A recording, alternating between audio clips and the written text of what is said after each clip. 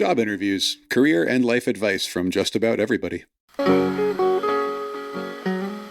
In this week's episode, we will be speaking with Nesha Zackery about a lot of things. She has had several different kinds of jobs with different organizations. She has an interesting interest in order and structure that manifests itself in some unexpected ways, which I think is really cool. And we also end up getting into a lot of kind of bigger philosophical questions, which are less tactical and practical, but super duper important and kind of the kinds of things that guide deciding what even tactical and practical considerations you should even care about. So I think that was, again, unexpected, but really, really valuable. And I'm very glad that we were able to cover some of that. Me too. I agree in all respects with the foregoing. All right. Well, now we have that on the record. And every time we do one of these intros, I'm like, well, that can't get any weirder. Yeah, it does. I can't wait till next week. But in the meantime, here's our conversation with Nesha, which we hope you will enjoy and benefit from. Today's high school students are busier than ever, which makes it extra important to find a test prep solution that is effective but also as efficient as possible. We've designed our books to cut right to the heart of the SAT and the ACT so that you can get your highest score and get on with your life. We know you've got other stuff to do, so when you prepare with our materials, you learn everything you need to know to beat the test and nothing you don't. Find our SAT Prep Black Book 2nd edition and our ACT Prep Black Book 2nd edition on Amazon.com. Hi, here we are with Nesha Zackery, who is someone that I went to high school with. I would be lying if I told you that I remembered pretty much anything at all from high school, like as a general thing. Like I have, it's fleeting moments, you know, sort of like sense memories that are chaos. Yeah. Yeah. So basically, it's like I'm interviewing you from scratch, more or less. So, so if you could, please, could you tell us a bit about yourself, your background, you know, and we'll go from there. So I was born and raised in Jacksonville.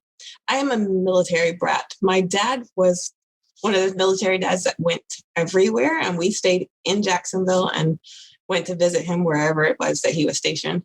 You know, we started out at the beach, and then I ended up at James Weldon and Stanton. And Stanton was its own adventure.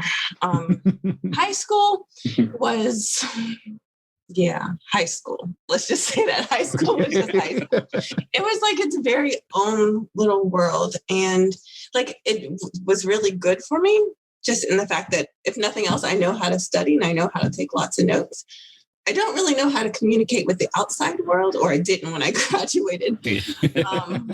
But as far as that, like high school was not a bad thing. It wasn't most people's normal high school life, I would guess. But then I left there and I moved to Tampa, went to University of South Florida and got a degree in civil engineering. After several roundabout trips, I ended up getting that degree from University of Maryland. Oh, wow. I thought you were going to say like different majors or something, but different like institutions. No, I ended up with a degree my main degree is in civil engineering. I've got one in emergency management and environmental management. Did you, like you said, you started at South Florida and Tampa.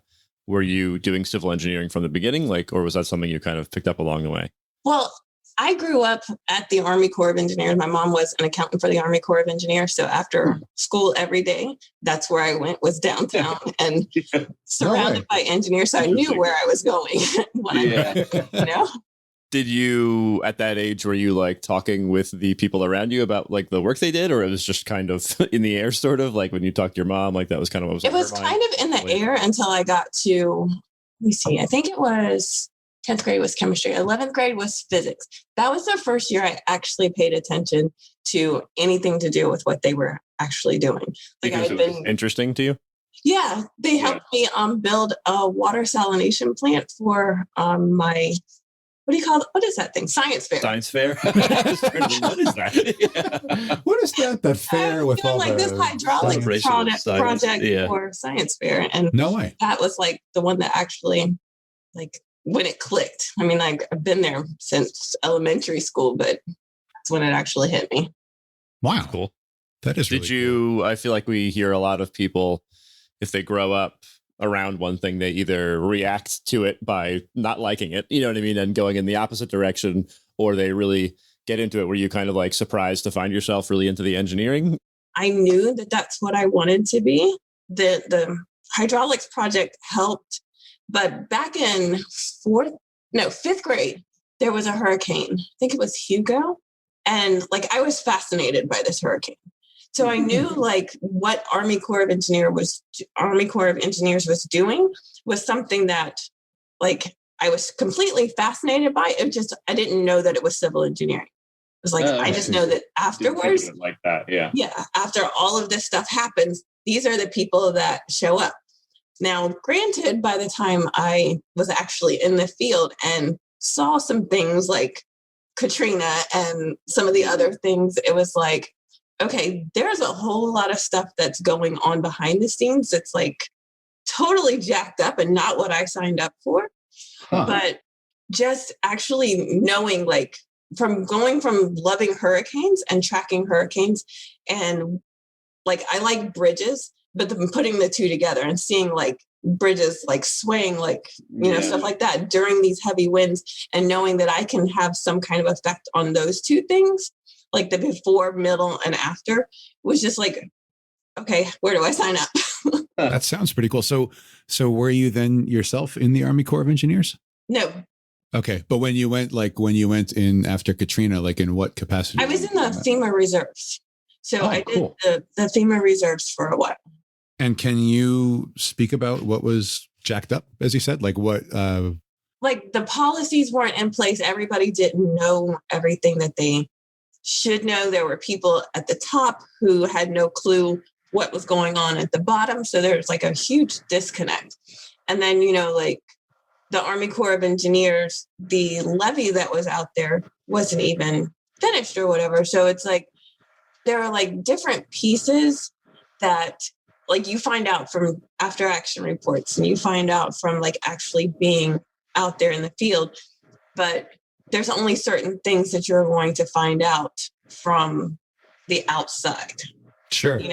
And so is an after action report, is that like some kind of internal memo document kind of like, is that a set specific thing, an after action report? Yeah. So like after any incident, they go in and they say, okay, this is what worked, this is what didn't. And it's like basically a timeline of the entire event. If you look at the timelines of Katrina, not just because I wasn't like high up in anything, but I saw what a mess it was, we'll say.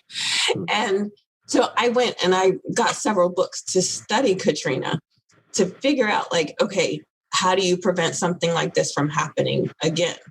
Which is how I ended up with the specialization in emergency management, because there was so much wrong with that. And it's like, I was doing the studying anyway. So if I'm understanding right, so you were a civil engineer, you were with the FEMA reserves, you were doing the post-Katrina kind of stuff. You were clearly like very affected by how just mismanaged that apparently completely was. And then that led you to pursue a degree in, was it emergency management? Is that correct?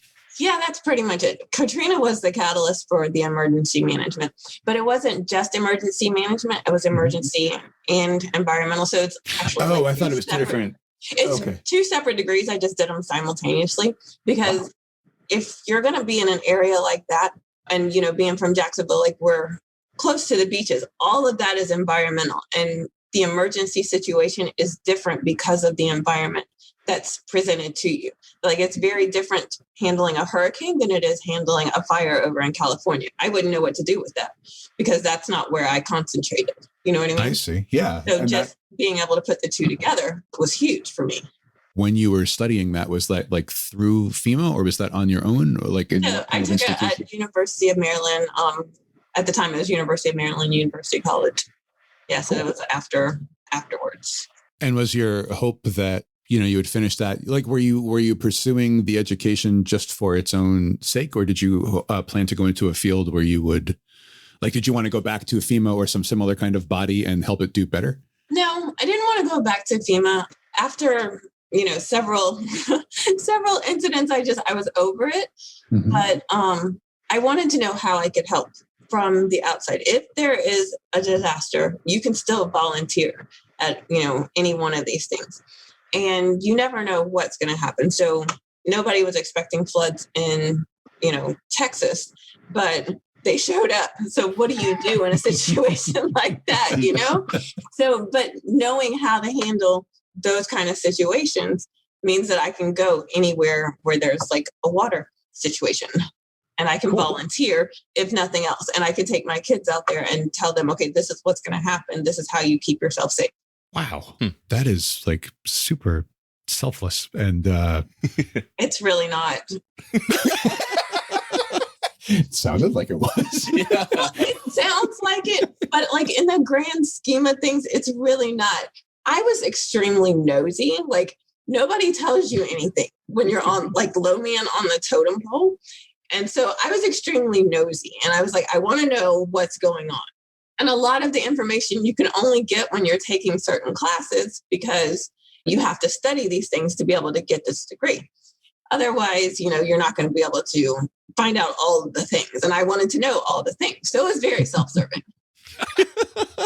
Well, you're in a great position to trick other people into thinking that you're selfless. Yeah, I totally. Because that's totally what I thought, and I'm sticking with that. Yeah. So during this time, what was your, I guess, family and personal situation? Were the other people in your life sort of like, oh yeah, Nesha's just kind of putting everything on hold to go study this stuff because Hurricane Katrina really got to her? Was that kind of the... No. Say again, sorry. My husband thought I was crazy. So in all of this, I had my first child down in Tampa when I was 21. So like right before I finished my undergrad.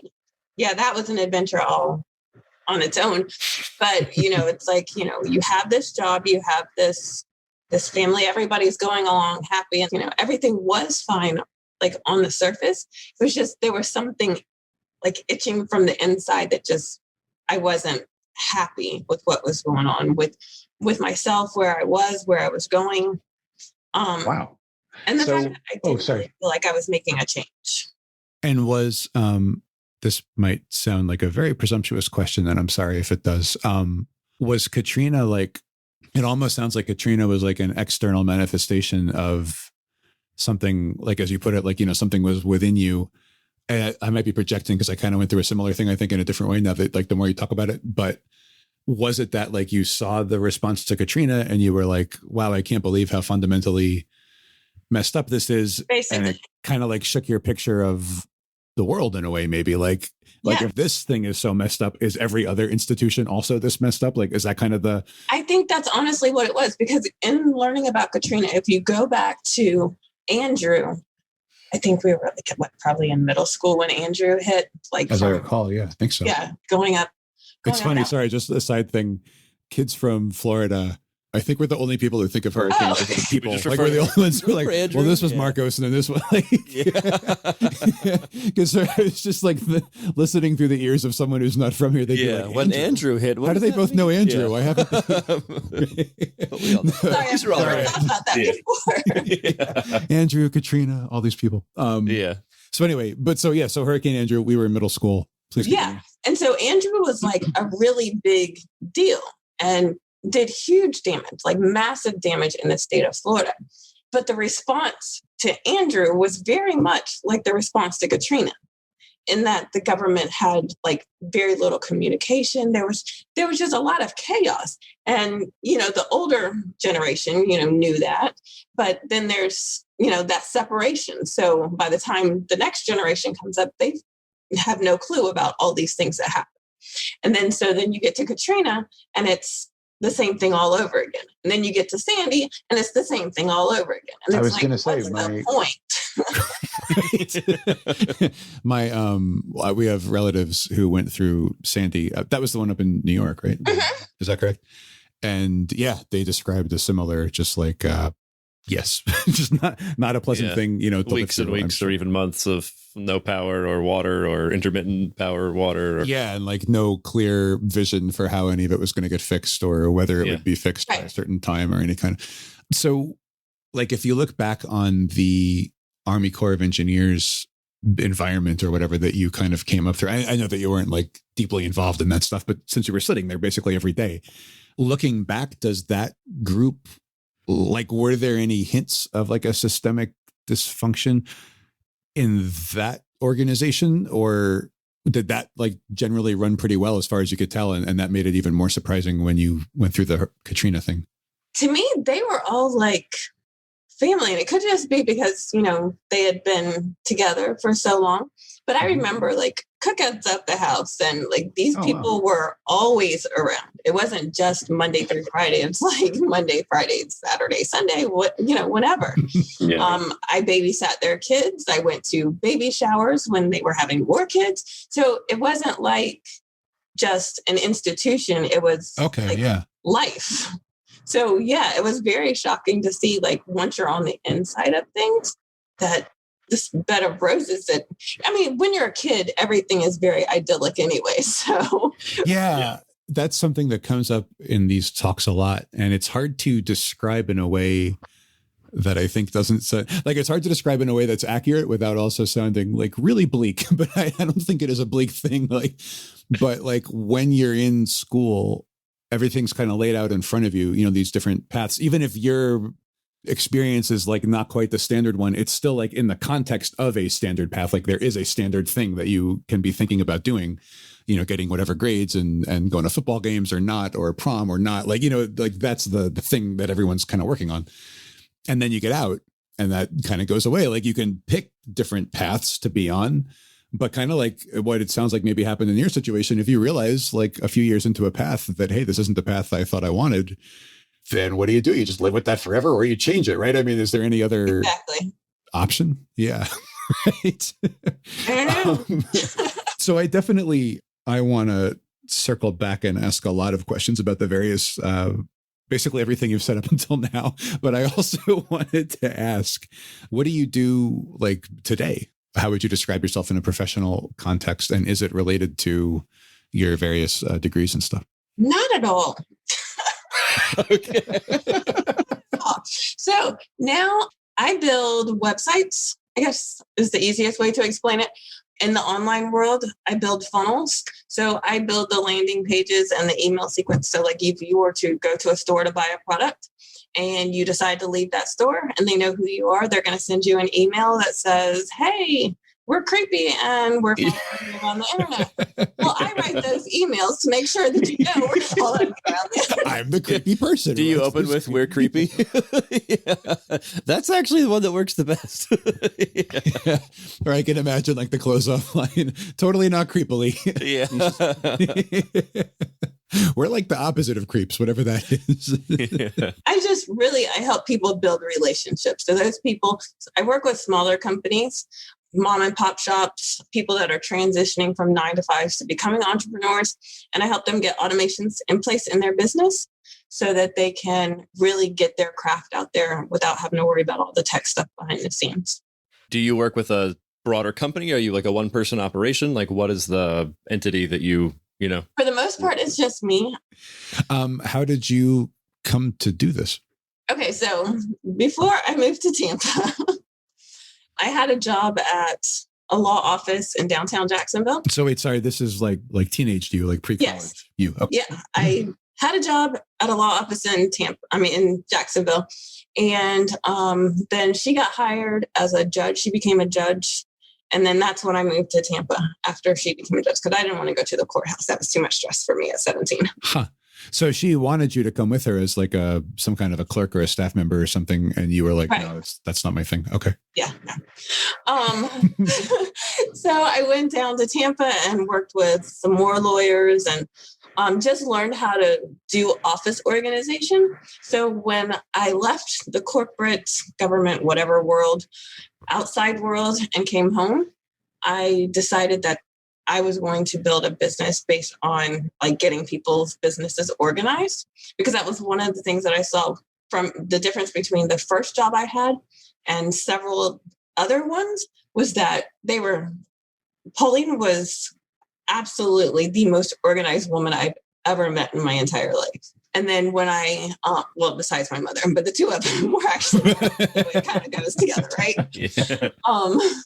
But the other ones were like, there was always chaos and there was always stuff going wrong and stuff falling through the cracks. And so I would go in and then fix their office. And then I'd get bored and it's time to move on to the next office. And I would go in and fix that office. So I just kind of figured I was a fixer. Yeah, sounds like it. That's what I do now. I like fix people's systems and make sure that they are automated and, you know, they have money coming in and they know where the money is and they know where it's going and, you know, save money on systems and processes and make it easy. And did you, I'm 99% sure I know the answer to this, but did you have any kind of degree in that or anything? No, there isn't really one, right? I mean, like, not. No, but if you think really, about it, it is all engineering. Like it's putting stuff into place and figuring out where all the pieces fit. Yeah, a bunch of moving parts.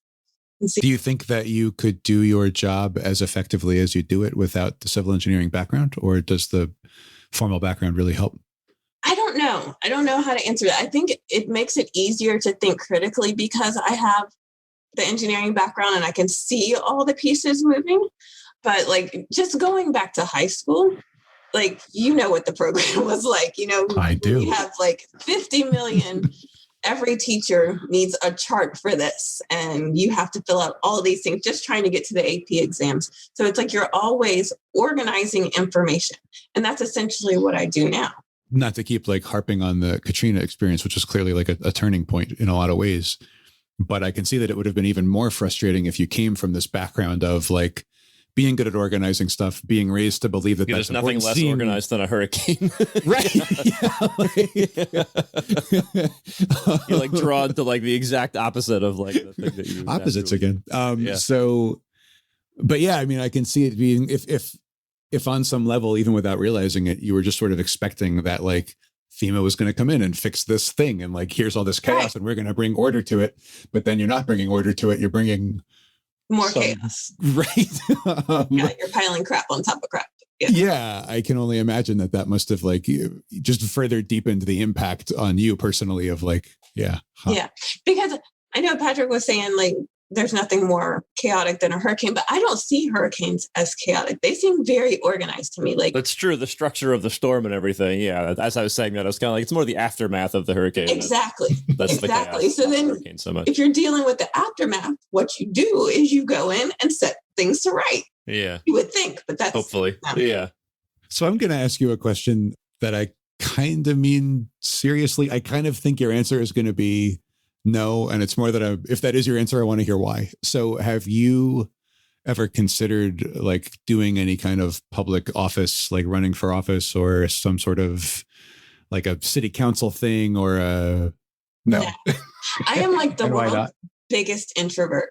Like public speaking is not my thing. Like in the last couple of years, I'm getting much better at it. But you seem good to me. Yeah. I skipped out on so many projects in college because like they want you to present in front of class. And I just happened to be absent on those days.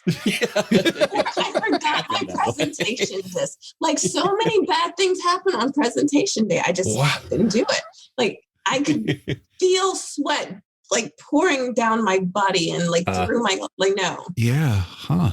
And what, like, do you have any idea? Are you just born that way, you think? Was there an event or something that happened that made you feel that way? I honestly don't know. I don't remember ever liking public speaking, but I think I can't like pinpoint any one thing, honestly. And then when you, it sounds like you made a decided effort, like, okay, I'm going to fix this or try to fix it. Like, what made you change your mind about it? And then what kind of program or like, how did you train yourself to be better at it? What, at public speaking? Mm-hmm. So I had this coach, I don't know, back in 2016. She challenged me to go live on Facebook. And I was like, please, not going to happen. Nope. And so I argued with her for a good 30, 45 days. And we just went back and forth. Days? That's a I thought you were going to say minutes. I was not expecting days. 30 to 45 weeks. I literally, the people listening to this can't see, I was about to take a drink while you were saying, I almost drank it and I almost spat it on me. Okay, 30 to 45 days. Yeah, like I was like adamant. I was not doing this. And one day I just decided, you know what, I'm going to do it. And I went live in the middle of the night. And dang, if the people on the other side of the world that were in the group with me didn't show up on my live and just start talking to me. And I'm just like, okay, I was coming on here real quick, 2-3 minutes. Yeah. It turned into a 30-minute conversation. I was just like, Yeah. and then I decided, okay, if I'm going to have to do this in order to build my business, I'm going all in. So I decided I was going to do a summit where I like had conversations like this with, I think there were like 16 different women. And so I just recorded the conversations and put them out there. And it's like, let's see what the world says. They liked it. And here we are. Wow. Cool. Good job.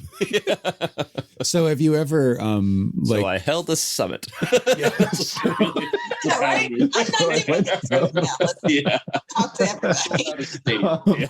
That's kind of another opposite thing, like being afraid to speak to anyone. Now I'm speaking to everyone.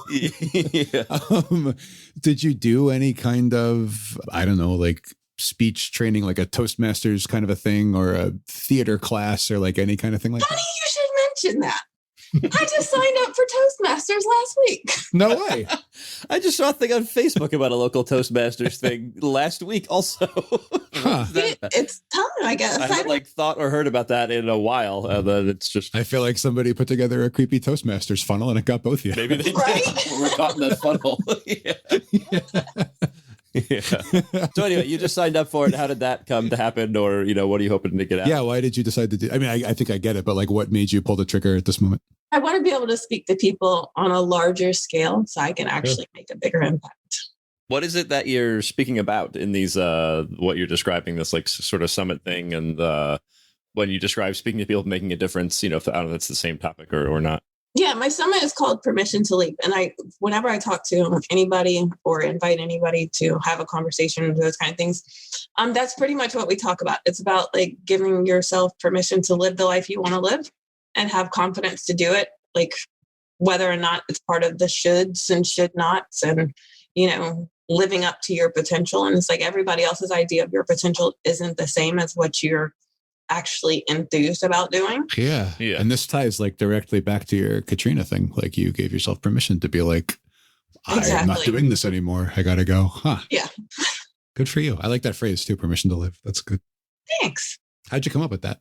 I was doing a Bible study and I was like this is during that period of time when I was arguing with that coach. And I was like, just like really frustrated. I'm like, I don't understand how people do this. Like, how do they follow their dreams? How do they have the confidence and the courage to get out and do these things? Because the women that I was surrounded with, they were like all like just jumping out and doing this.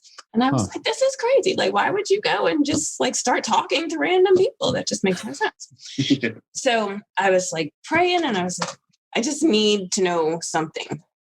And I was reminded of my very first year of college at University of North Florida when Maya Angelou was there. I didn't know she went there. I mean, obviously she didn't go there, but I mean, I didn't know she appeared there. Yeah. Yeah, she was there in like my freshman year. So I think it was 97 or something. But she was there and she did like this big conversation in the arena one night. And then the next day, or maybe it was early in the day, I don't know. At some point she did this conversation in a classroom and we had to submit questions to ask her. And, if your question was chosen, you could go in this room and you could ask her the question, get your question answered. So anyway, long story short, I never asked the question because talking in front of people, I don't know what I was thinking, but I didn't ask the question. And then towards the end, you could see she'd gone through pretty much the entire room and then she just kind of stops and she's looking at the girl in front of me and I'm just like slowly sinking down in my chair. Melting into the... Exactly. Yeah. And she like leans to the side and she looks at me and she was like, young lady, I know you have a question, in that voice that she had. Yeah. She's like, I know you're not going to ask the question, but I'm going to tell you this. The question that you have is the one the world needs to answer to. Whoa. I was like, what? So I'm sitting That there. is awesome. Right? Yeah. Sweating profusely. I didn't even understand like just the impact of what she had said because I was like too busy sweating. And I'm just like, oh my God, get me out of here. Wow, I have Actual goosebumps. Sorry, like it's wow. All right. Yeah. So And that's how I get feel out of like here. when I Yeah. think about it sometimes, just like as I'm having these conversations and explaining to people how I got here, like I end up in tears because it's like that few seconds of her taking the moment to just say that was the only thing she had to say. But she didn't have to answer the other question I had, because lifelong, that was the question that I needed answered. Like, wow, what is it? What am I supposed to do? And it's find the answers and share them with the rest of the world. Yeah. So that being said, I was like, okay, so what is it that the world needs to know? And I was like, okay, I need to know how to give myself permission to do these things.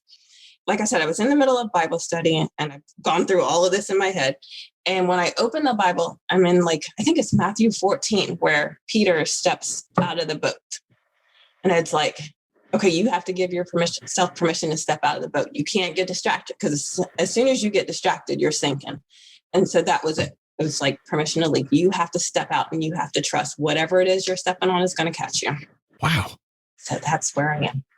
Long-winded story. Really to tell you. something. No, that's that was a good one. that is great. That is really something. Oh man. So would you? Sorry. Like you would. I'm a little like recovering. How do you follow that? I mean, what can you say that in any way measures up? Wow. Hey, I have a question for you. If somebody asked you what the difference was between the SAT and the ACT, what would you say?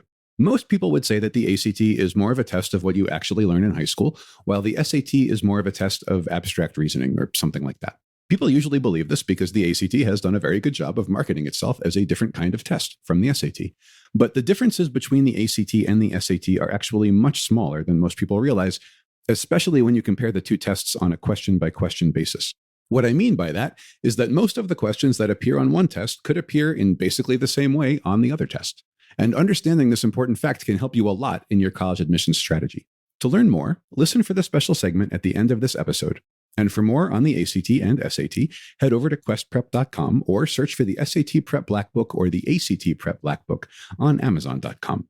So from what you're saying, it seems like this is part of like a broader, like overarching vision you have that you want to have these conversations or get this message out there. And it sounds like you're aiming to do that, at least in a way that is maybe organized online. Maybe it ends up being like in-person things when hopefully that can happen again in the world. So that's definitely part of it. Would you plan to at some point write a book or make a video course, or you know what I mean? Like or has it taken shape in any way so far, or in your mind? So far, it's just been about having conversations, and like you guys are having conversations with people about, how they've taken different paths.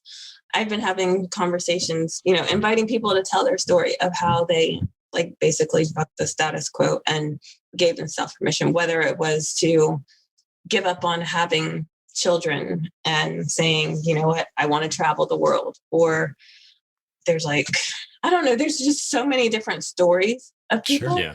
I'm not really interested in writing a book about that. I have a few ideas, and I'm working with a couple of friends who are in the editing space to kind of flesh out what story wants to be told.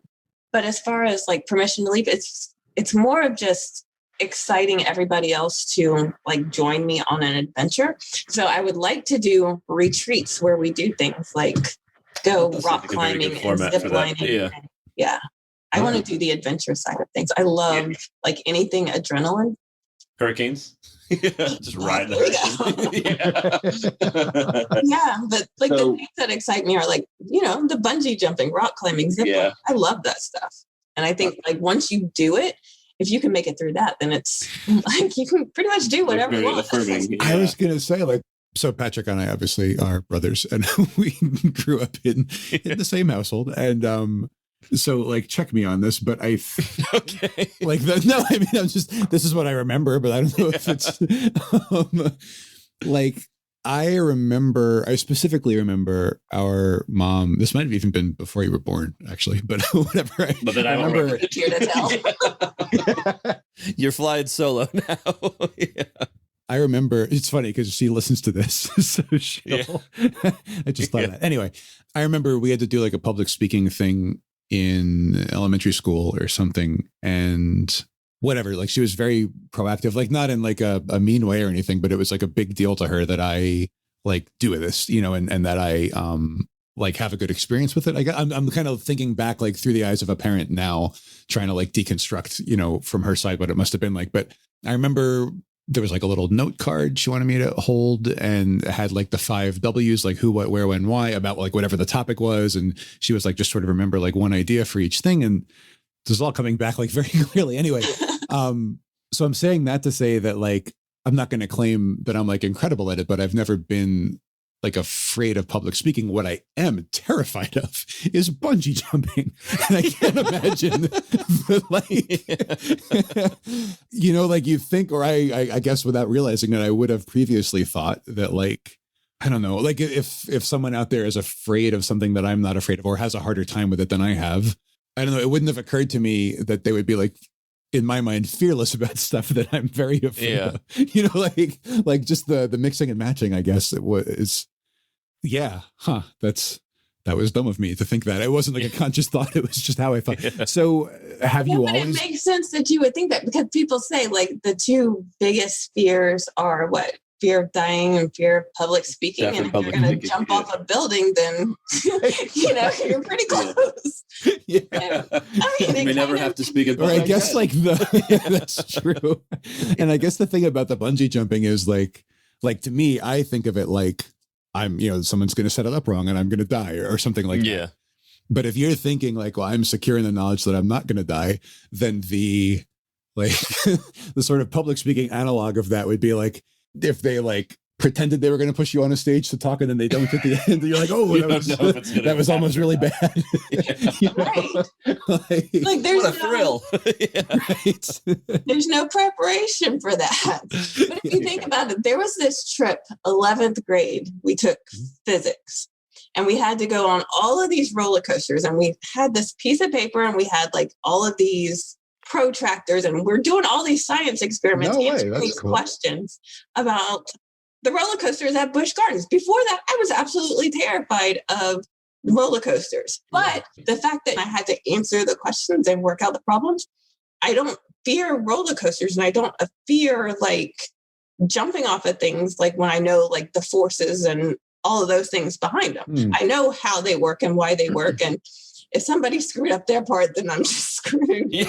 I'm fine with that. Well, no, it's like though, you know, not that I don't mean to make light of the Katrina thing or to keep coming back, but it's so interesting to me like that you had this, you know, moment. My general expectation of most social structures, I guess, is that there's some level of that, like, and it's not as important as Katrina, obviously, but like if people can't effectively coordinate a life or death response to a major event like that, how can I trust that they correctly bolted the parts of this roller coaster together?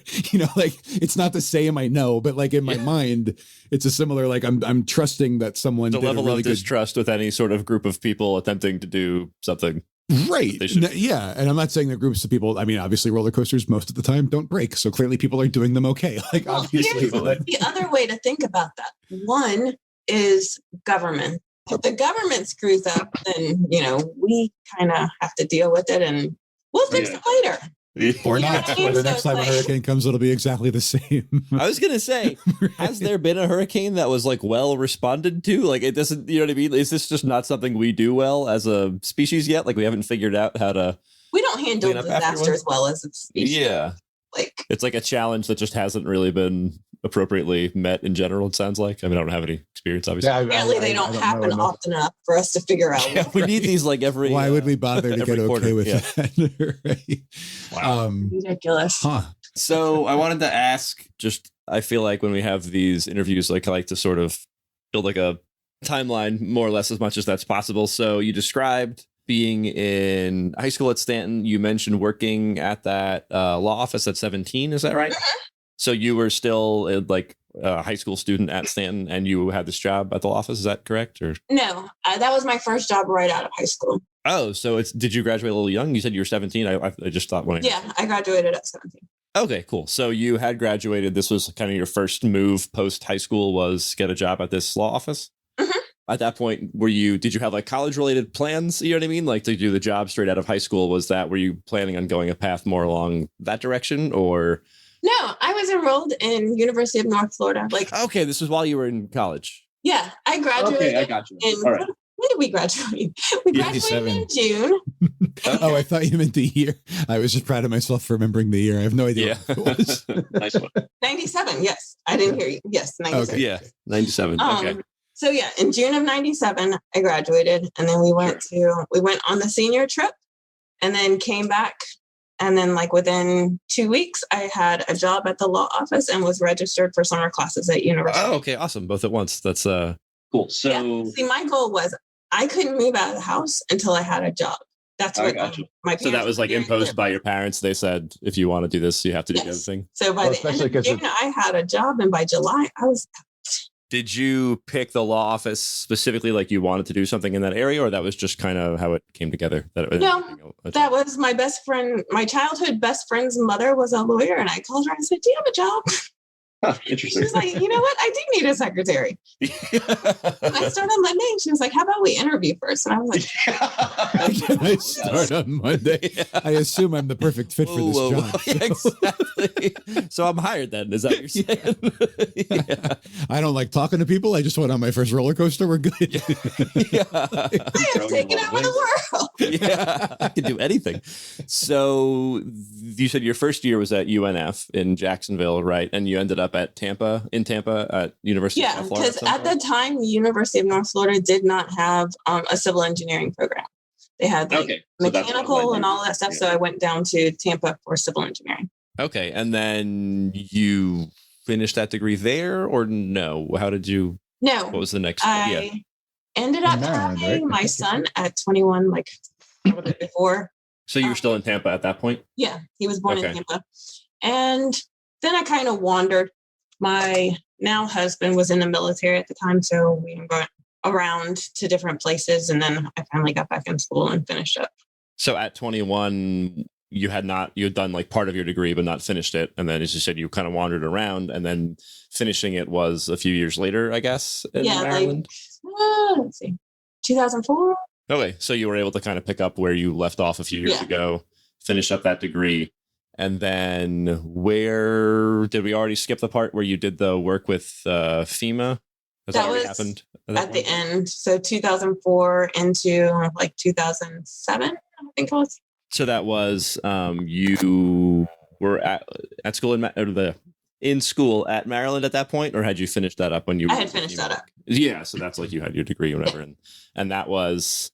At that point, were you expecting that your career path would go like more along the lines of something FEMA related or? Yeah, I was determined I was going to be like, from the time I understood what civil engineering was, like from 11th, 12th grade, when I finally wrapped my head around that whole thing, FEMA was my ultimate goal. It was FEMA specifically. So that was like, okay. So I didn't really appreciate what a big shift it was for you to be so disappointed with the way it kind of actually that was like my be all end all everything. Even though I grew up at the Army Corps of Engineers, FEMA was like everything. Can you go into why you think that was the case? Why was it that FEMA was just because they handled the big disasters? I mean, I think that's what it was. I'm pretty sure it was the disasters, just because with the Army Corps of Engineers, they worked on a lot of the disasters throughout Florida. And I remember going to the cleanup for, what was it, Andrew? So in middle school, I remember doing the cleanup.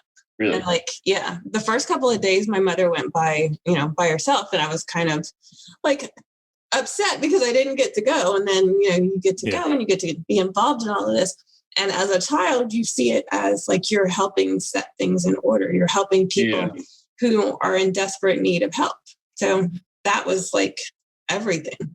So when you had this very disillusioning experience working with FEMA, finally, what was that process like of kind of realizing like this just isn't what it should be, what I wanted it to be, And was there a moment, like, maybe you saw some document or you heard someone say something, like, was there a specific moment where you're like, oh my God, what's going on? Or was it like a slow, gradual thing? I think the Katrina thing unfolded over the entire weekend because obviously, nobody's going in. So you go in after and you're like trying to clean things up, but just watching it unfold over the course of a weekend, and you see people on buildings that they can't get out.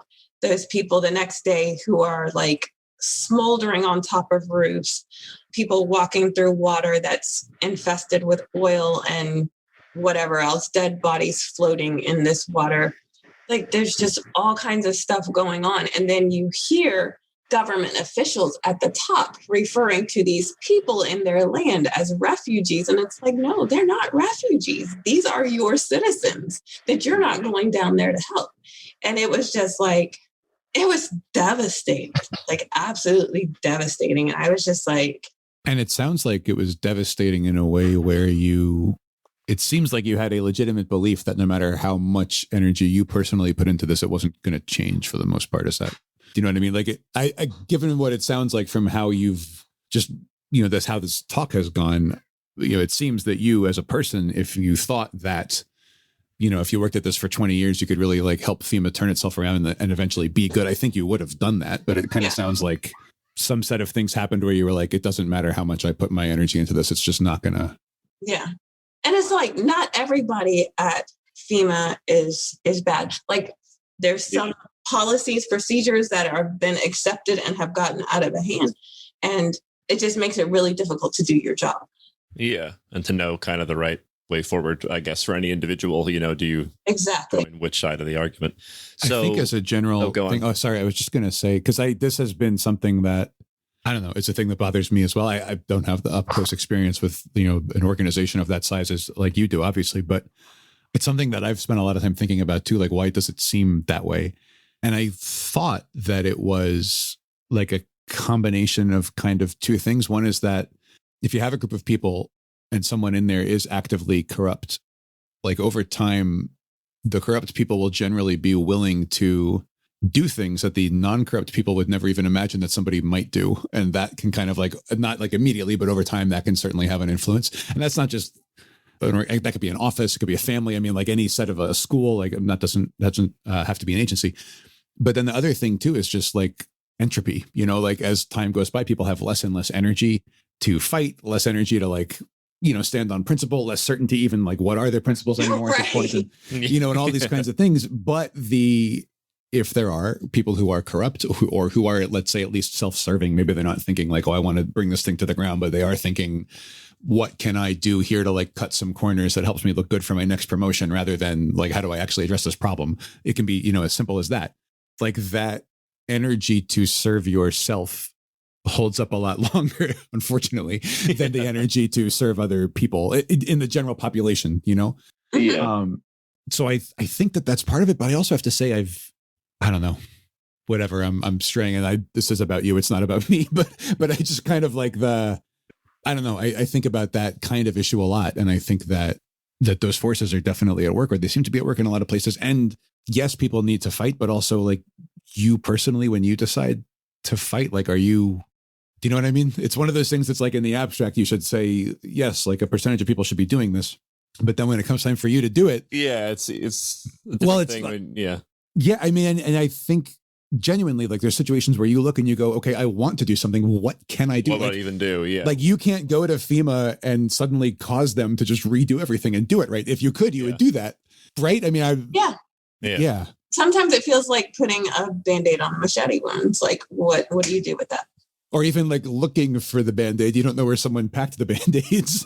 Like you want to address this wound. All you can think of is this Band-Aid and you don't even know where it is. Yeah. Like, have a first aid kit.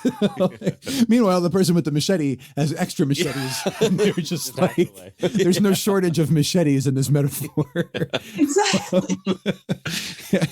When you were doing that, like was any part of your, I guess not, I guess I'm answering my own question, but when you were going to work in this office, it doesn't sound like any career in like the legal field was even like in the back of your mind as an alternative or anything. Like you knew you wanted to do the engineering thing, and this was just kind of a way to get out of the house and keep the lights on. I mean, being a lawyer was always a possibility, just for the simple fact that I liked arguing. I mean, I've always been really good at that.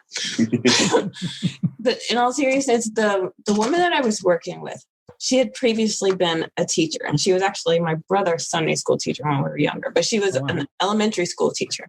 And she went back to school nights to she would work during the day, go to school at nights to get her law degree. So I knew that there was a possibility, like if later on down the road, I thought about it and I wanted to, and I love the stuff she did because she did a lot of family law. I was just going to ask, what area was she in? Yeah, she was in family law and probate. And, you see a lot of different cases where having that lawyer on your side makes a huge difference. And again, being able to help people, that's a strong pull. But at the end of the day, that's just... Was the lifestyle or like what aspect? No, the lifestyle was nice. Yeah. That would have been worth it. I guess I mean like the hours, some lawyers are like in the office like 12 hours, or whatever. No, she made sure she was out of there every night at the latest at 6:00. I mean, she had, 4 kids.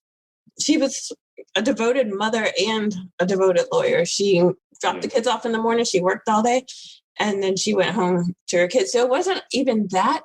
It was just like, I really wanted something where I wasn't stuck inside all day, which of course now I'm stuck inside all day. So,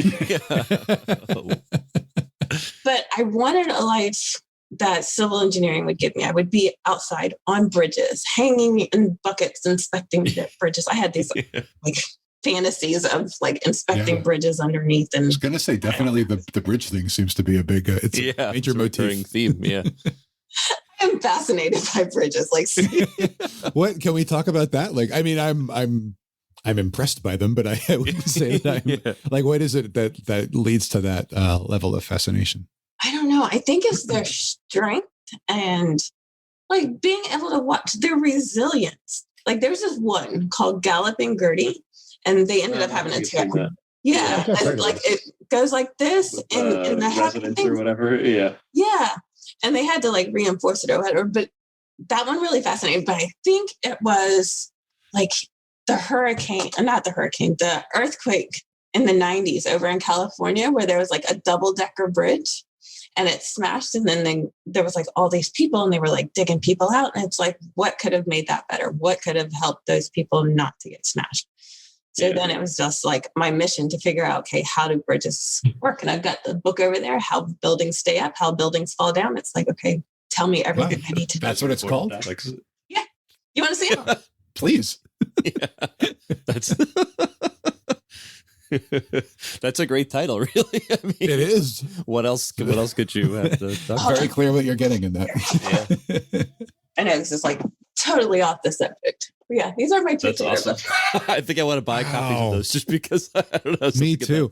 Also, notice that the Why Buildings Stay Up is written by one guy and exactly. Is written by that guy plus someone else. Yeah. So, Salvadori, actually, I think he died in the middle of writing this one. He was like in his 90s, but he was an amazing architect. Wow, that's so cool. Yeah, so like, I don't know. I just have this fascination with, okay, if things can fall, how do you make them not fall? Do you have any sort of vision or idea that you'll get back into that world at any point, like the more engineering focus? I've seriously thought about it lately now that my kids are older and, they're ready to do their own things now. I've thought about it. Like I started my master's degree, but then 2 kids within 17 months kind of put a damper on that. Yeah. Is that something would you think of going back to? Oh, sorry. So I was just going to say, like, would you, if you did, for the sake of argument, would you go, I don't even know. My thought is that engineers like that would work for a municipality or a state or something, or would work in maybe like a large company that builds those kinds of projects. Is that how it works? Like, what would you even, if you wanted to re-engage with that, are you job hunting? Or are you setting out your own, shingle? Like, what are you doing? Well, to do it the way that I would want to do it, I want my PE license, which means I'd have to work with a professional engineer for a period of time. I could do that in the private sector. I mean, I do know plenty of engineers, in this area that I could work with and then go take the PE test. And then I'd be able to have my own business, which, then I could do government contracts, which would be fine because then, it's like, I know that if I'm running a business and this is what we're trying to do, then we're going to follow the rules to the letter. So it's like I wouldn't necessarily want to be on the government side of things at this point. I would much rather be in a position where like I can control my part of the outcome. Yeah. And does that go back to your frustration, like with FEMA? Like you're saying you don't want to be on the government side just because you had that bad experience. Like that's the root of it. I think FEMA is a lot of it, but I just think it's just like life in general. I have control issues. Yeah, I mean, it's understandable. It's a frustrating feeling to be wasting your time and effort if you feel like the person in charge is not making the most of what you're putting into it. Yeah. Exactly. Yeah. Yeah. I think you're the first person I know who has self-described control issues and is also a self-described enthusiast of bungee jumping and that kind of thing. Like, That's true. It's really impressive. Yeah. Do you like tie your own bungee cords, or I don't even know how that works because it's so frightening to me. Like, well, first I make the cord. No, I make sure that it's made correctly. let me tell you about bungee jumping. It's like if you get out of your own way, you can enjoy life so much more. Yeah. that is true. And it sounds like Totally an agree. easy, straightforward thing, and it isn't. No, it's not. Yeah. Yeah. Until you start noticing patterns in your own life, like over a long period, you're like, oh, why do I always handle this one thing like really badly or not at all or whatever? Right. Yeah. Exactly. Or not at More all. stuff to figure out there. That's a big really bad. Not at Or all. not It's at so all. much easier. For a while. There's a scene in one of my favorite shows was Veep. It's over now, but there's a scene where this one character whose life is just like a mess, and as the seasons go by, his life just becomes more and more of a mess. And at one point he has this like breakdown, just like this emotional like catharsis. And he's like, I think he has like a mallet or a post from a fence. He's got some object and he's like wailing away at the hood of a car of some person. I can't remember. But he's like yelling out like all of his frustrations with life. And one of them, like one of the bigger ones is, why do I eat when I'm not hungry? The thing is like a surprisingly but it's widespread problem. yeah. And like rationally you'd be like, why would I do that? But everyone, Yeah. if everyone does it, I do There it. it is. Yeah. But it's the same kind of, I mean, that's a silly, stupid kind of a thing. But yeah, we fall into It's like, these- why isn't this behavior like eliminatable when it should be? Yeah. You know? Yeah. But if you think back on it, like, what did you do as a child? Did you eat when you were not hungry? Or, I you was know, often like, made when to you're eat when I sitting- wasn't. Yeah. and I think that's a lot of it. Like, Yeah. you go, when I was a kid, I used to climb trees all the time. Like, there was no hesitation to climb a tree, you know?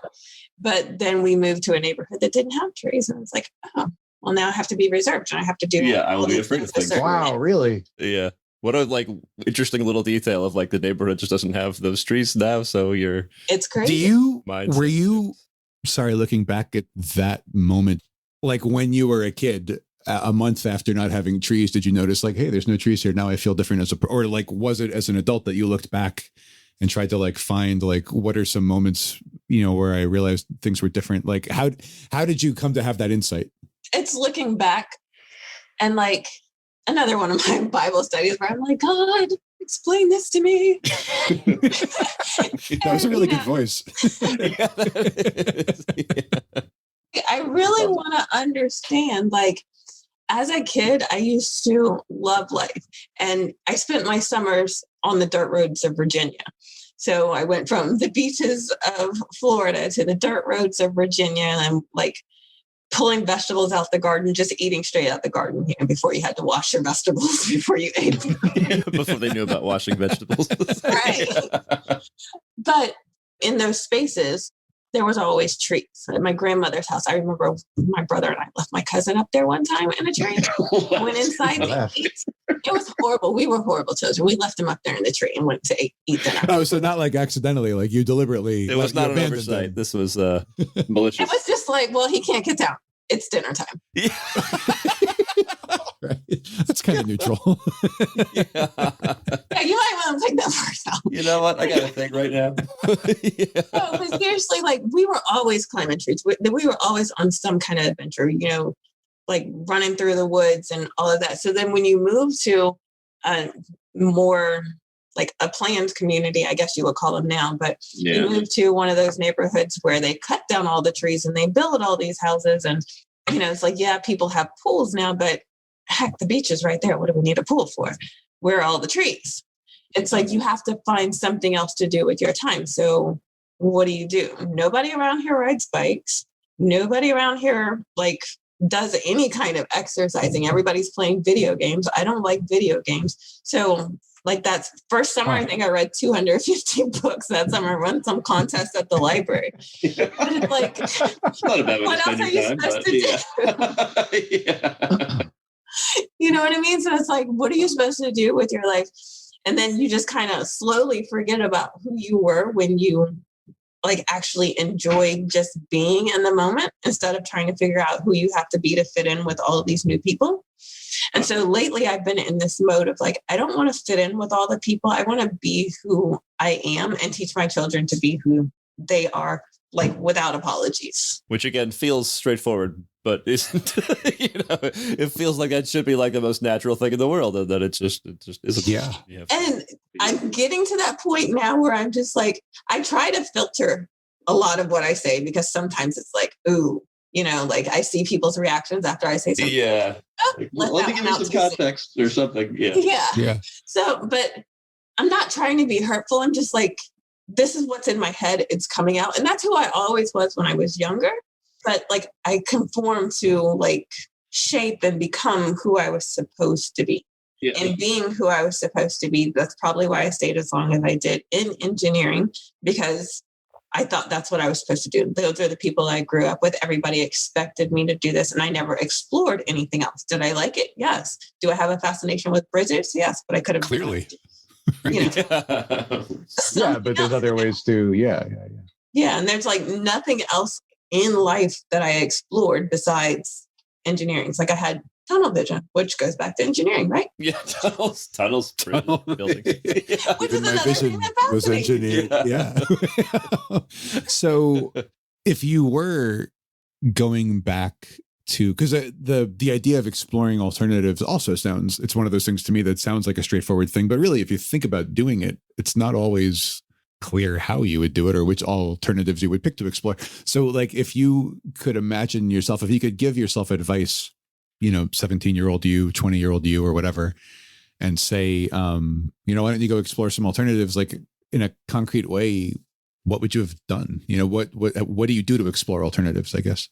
Looking back on it now, I probably would have, and this probably sounds like absolutely absurd, but I probably would have gone to Europe and done, one of those backpacking trips, but not like a regular backpacking trip, but like go to different countries and work in different spaces. Because I think life is just like one big anthropology project. So like, why not do it while you're young and you still have the opportunity to like explore and make mistakes and like really figure out who you are? Because I think like, had I done things differently and not gone straight to college, yes, I did it and, I did well, but I also wasted a lot of money because had I explored something else, I probably wouldn't have done engineering, period. And I'm not doing engineering now. So it's like, what was the point of spending all of that money for the degree when it has nothing to do with what I want to do, Huh. Yeah. And in a weird sense, you might still actually have your like inborn respect for FEMA and institutions in general. Like it would be a lie, but you wouldn't know that. Yeah. You can respect them from a distance. Yeah. Exactly. And you know how they say like ignorance is bliss?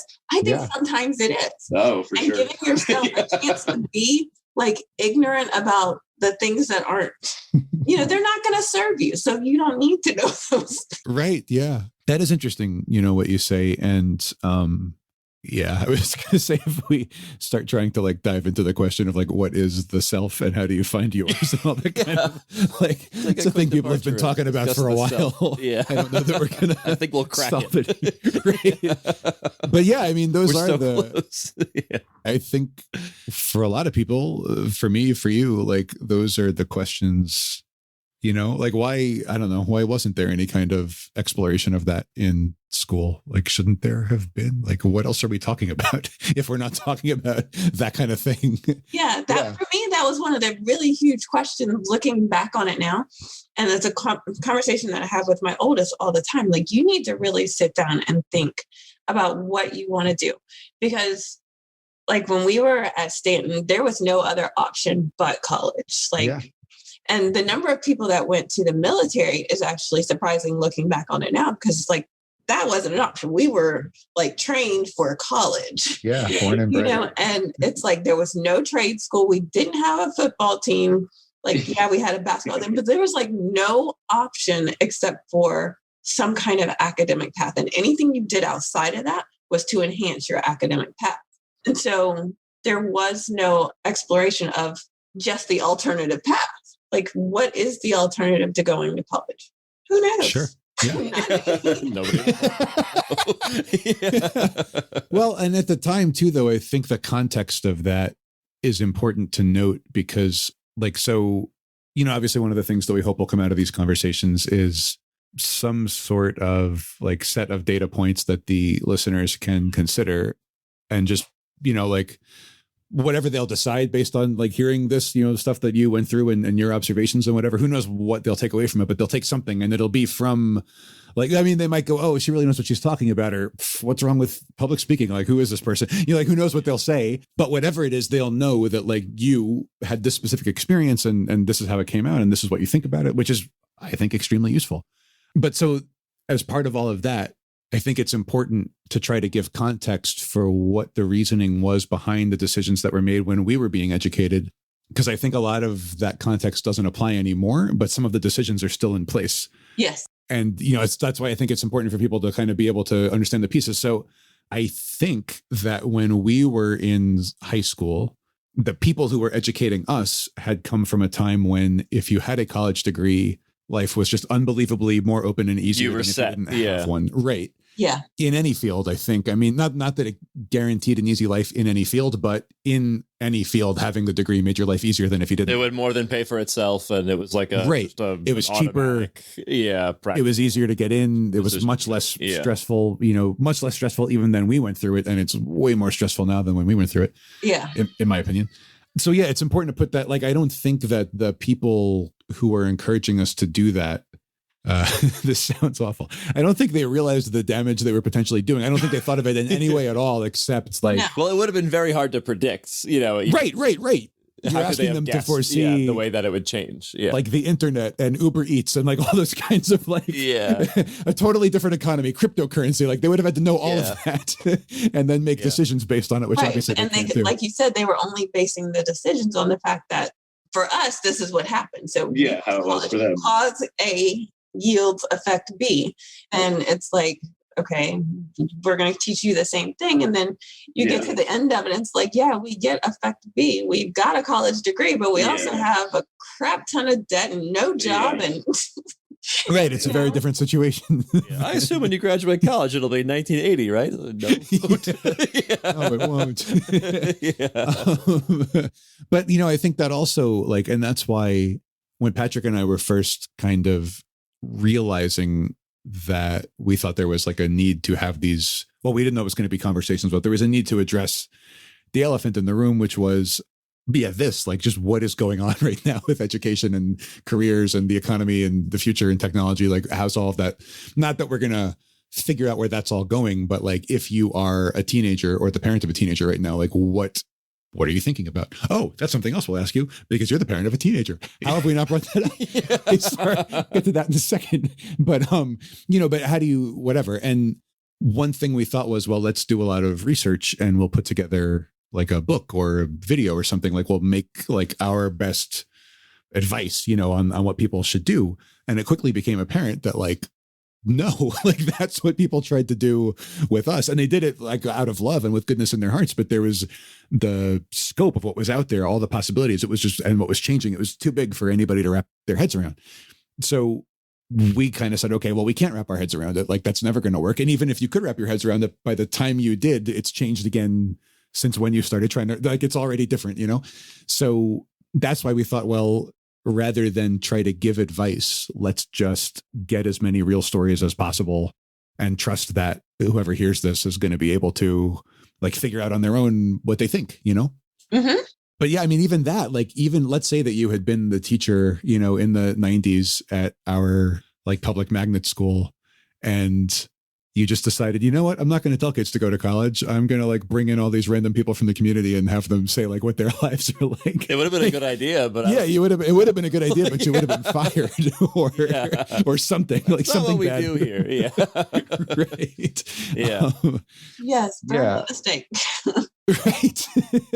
Can I ask something? I do want to ask about how you see this through the eyes of a parent. Actually, I can't believe I didn't think of that already. But when you say that you used to love life, like that's so important and so like heavy on the one hand, but also I'm really glad that you said it because again, like it kind of like it's a question on the level of like, who am I and why am I here? You know, like what is it about life that I love when I love it? And if I don't have that now, like, you know, why? Or I guess I don't know what I want to say, but I felt like you made that statement a couple of times, and I don't know, I felt like it needed to be acknowledged or something. Like I'm realizing I have nowhere that I'm going with this. Well, here's what I will say.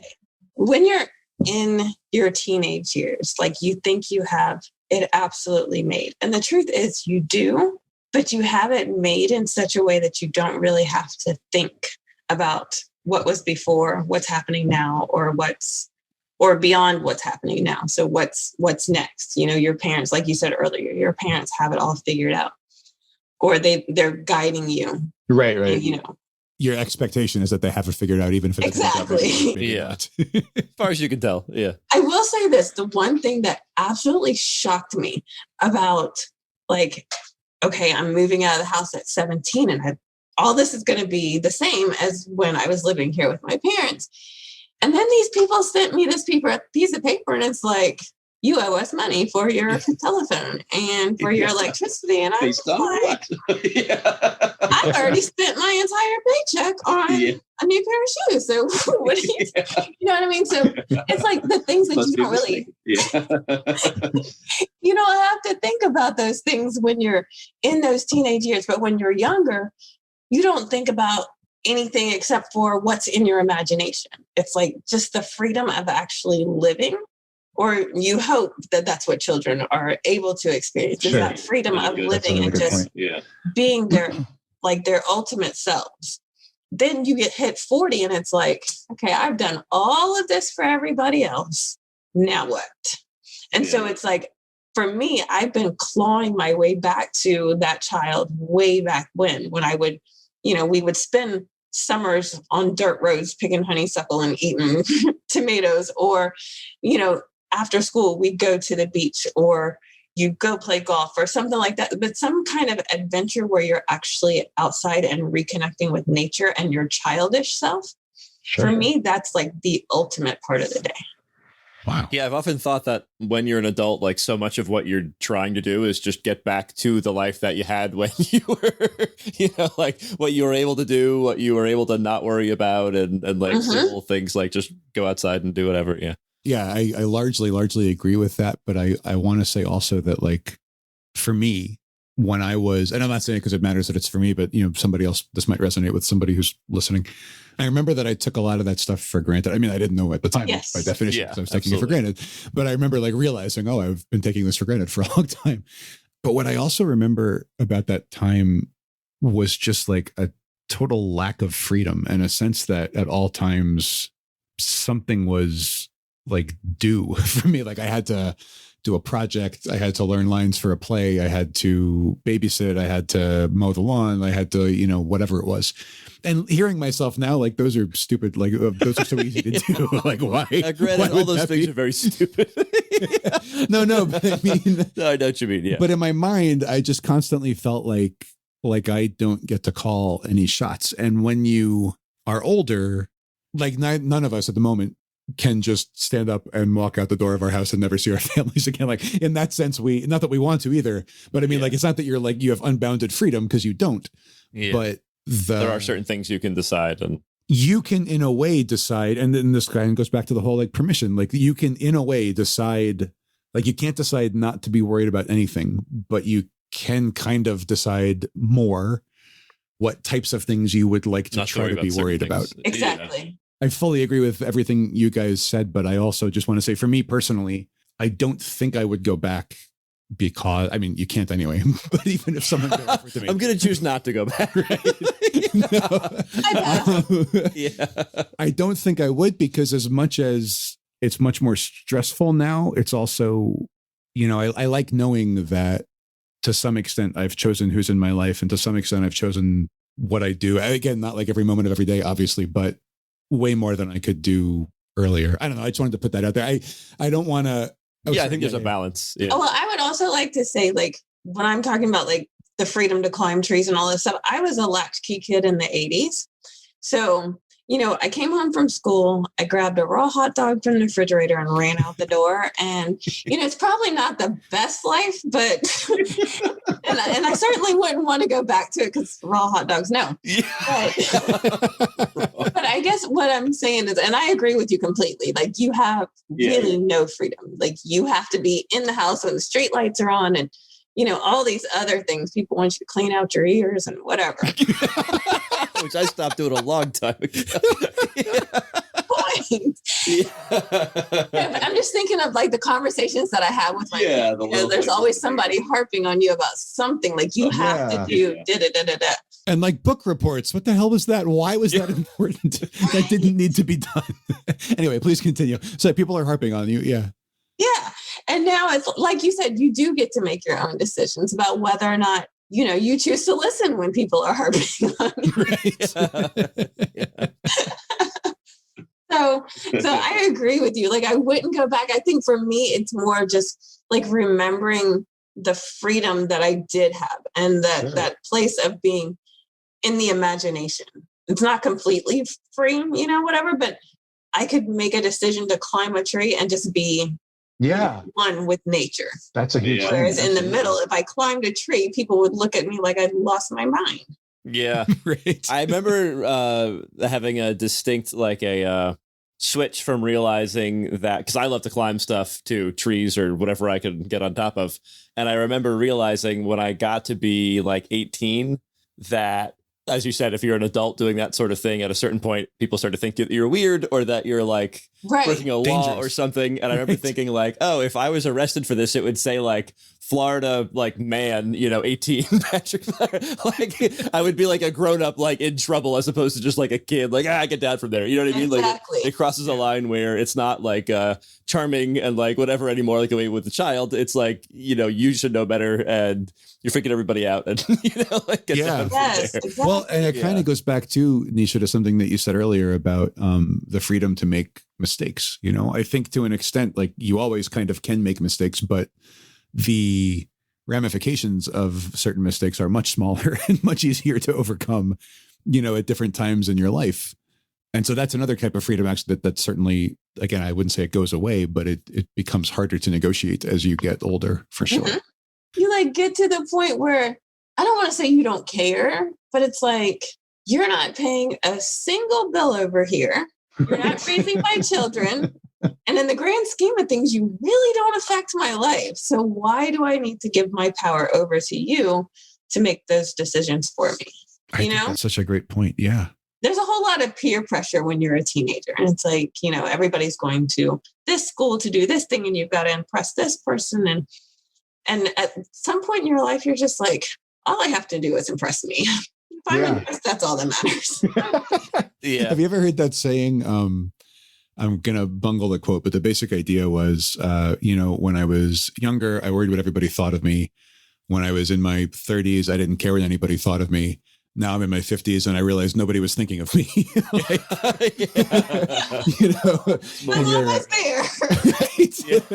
In that middle part, which is kind of where I am now, you're like proud of yourself for like not caring about other people's opinions. Instead of just moving beyond. And then eventually you realize no one thought about you. Like as soon as you were out of my sight, no one was. Yeah. There's one of actually our mom said this, Mike, once about in some context, and it stuck with me. And it sounds mean. But it's actually very freeing and very relevant. It was in the context of somebody was like got a haircut and felt a certain way about it, and what our mom said was, everybody isn't looking at you. But that's like, it sounds mean, but then you're like, wait, it's your own thing. The audio, like your haircut or don't, you know what I mean? The audio kind of garbled. You said everybody isn't looking at you. Everybody isn't looking at you. Yeah, like in your head, it's like this big thing, but like in everybody else, like, are you checking out every single person's haircut and thinking about what it means? It's more of a thing for you, like how you feel about it. It's whatever that is, but think less about the idea that like everybody's day is different because but see, that's such a mom thing to say. Moms say stuff like that all the time. Like, why are you even worried about it? Nobody's thinking about you. And as a kid, it's like, I'm thinking about it because everybody's thinking about me. Yeah, exactly. Well, also I was going to say that I never connected these two things, but I only I'll say that I went through a large period of my early adulthood not realizing the importance of things like shaving because like I was just like, well, no one's looking at like, who cares if I, That's true. You can't have too much of that attitude. Right. There's a fine line. You got to blend basically. Like, don't be so far to either. And then it'll be true that no one is. Yeah. So on the like mom topic, since you are a mom of a teenager, how do you view where he's at? I don't mean like, how do you view where he's at in terms of like measuring him or comparing him to other people? I don't mean that at all. But I mean, if you imagine the plight or the situation of a person around his age at this time, what are your thoughts on that? That's kind of an open-ended question. Just dive in anywhere, I guess. So I told him, my thought is, and I still tell him this now, take a pause and think about what you truly want to do. If you sit down and take no other class, take a couple of business classes. So when you eventually decide what you want to do, you can get really good at it and you can start your own business and you'll have those business classes to assure you. You have a framework. Yeah. You have like the context of how that fits together. Exactly. And my thing is, my personal opinion is if you're depending on somebody else, you're never going to be secure. Like, how often do companies lay off? Does the government lay off? You know, as long as you're depending on somebody else. Sure. Or even, I mean, the company can fail. I mean, without even like wanting to let you go, the company can just stop being a thing. Fall apart or change. There's a million different scenarios. And that's not to say that if you go and start your own business, you're going to be an immediate success, but at least you have the control in your hand. If it's not working, you can pivot and do something else. That's something I always say. And this again comes from, I wonder if it's like a generational thing or a Stanton thing. Like I also have, as we've discussed, like a general distrust of institutions or whatever. But like, so the way I often describe like entrepreneurialism versus being an employee is that the employee and the entrepreneur are both kind of perched over an abyss. As are we all. Everything, everything can like fall in at any moment. The difference is that the entrepreneur knows it. Like we know that it's all like dependent on whatever it's dependent on. Exactly. Whereas like an employee of a company, especially if the company is really, really large. I remember a friend of mine, a younger friend, was doing like a kind of like a series of internships, like at a big company, like a huge company, Fortune 100 or something. And we were like just catching up one evening, and he was like, I realized something the other day. I don't have any idea how my company makes money. He's like, I don't know, like we do stuff. He's so far. At what point does someone tell a bank to like send money to our bank? And then what does the money come into us? Yeah, like he's like, that's just so far removed from like he had seen like almost every branch of this company. He's like, I've never seen like anyone describe someone. And then that company pays us this much every month, and it comes in here, and then we do that with it. Like whereas when you're like an entrepreneur, of a even a medium-sized company, even one that's probably 100 employees or smaller or something, like even something that large, every employee probably has a pretty good idea like where the actual money comes from, like who the clients are, why they're paying. Yeah. So anyway, back to your point, like it is certainly true that there are some companies that are more secure than other companies, and probably the companies that are the most secure are like the large, like too big to fail kind of things, and if you're a one-man shop or a 5-man shop, like you're never going to be too big to fail by definition. But it is also true that tons of people, have thought that they had a very secure position in some kind of company that they thought could never fail. And then all of a sudden the entire division is sold off to somewhere else and they don't keep your job, or someone innovates a product that's better than your product and you're on the losing side of that. And that's just the way it is. And that doesn't mean, in case someone's listening to this and they're younger and they're like getting scared about it, that's not what I'm at all. I'm not saying that anyone should be afraid of it. It just means when that happens, you just got to pick up the pieces and find a new thing to do. Like that's all. Your life's not over. It's just, okay, that was that thing. It's done. And now let's do another thing. But that can happen. You're going to have those moments of that's over and now let's do something else, whether you are an employee or an entrepreneur or a volunteer or the mayor or like whatever you are, at some point you're going to have these things. Yeah. So anyway, I just wanted to bring that up because I felt like if you agree with it, is that more or less like. And one thing that you said, like you're going to have those places where there's like stopgaps. But if you look back over what you learned over that particular job, and you can look back over 6 months and figure out how much you've grown in that 6 months. You've learned a lot that you can take with you to the next stop. It's like, for me, I work with, new clients all the time. Then I've got some clients that have been with me for years, but everything I learn, every time I learn a new trick with one client, I can use it with any client that I'm working with. And the same with, my husband at his job. Every time he learns a new trick, that's something he's got in his arsenal for the entire facility that he's at. So just no matter what happens, whether you're an employee or an entrepreneur, just take what it is that you're learning with you. Don't leave anything behind. That's a good point. And I would add to that also, tell me what you think about this, but also like go out of your way to learn more stuff, while you can, like try to get like what you said before about being nosy, like try to be constructively nosy, like be positively nosy, right? Just know everything that's going on. Helpfully nosy. Yeah. Right. Yeah. And I think that's a lot of people, like they stay in their lane. And I think like if you're going to make yourself indispensable and you really want security, you can't stay in your lane. Like you just got to blow up all the lanes and just say it. Have a presence in each lane. Yeah. I remember, I may have told this story in the podcast before, I can't remember, but one of my first like corporate things I ever did was an internship when I was in college. And as I have said at other episodes, it was either a bad internship or I was a bad intern. I'm not sure which, or both. But at one point, I remember like my manager was out of things for me to do. And she was like, I don't know, go learn how so-and-so like does this thing with what was called a flood cert, which is like a certificate showing which flood zone a property is in. It was for like a company that handled mortgages. So I go sit down with her and I'm like, hey, and like I kind of knew her. We had spoken before. So I go over to her, whatever her name was, and I said, hey, whatever the manager's name was, I forget, like told me to come learn. I think you were the bad intern. Yeah. Looking back, maybe I was. So what's her face says, go over to what's her face. Anyway, I come over.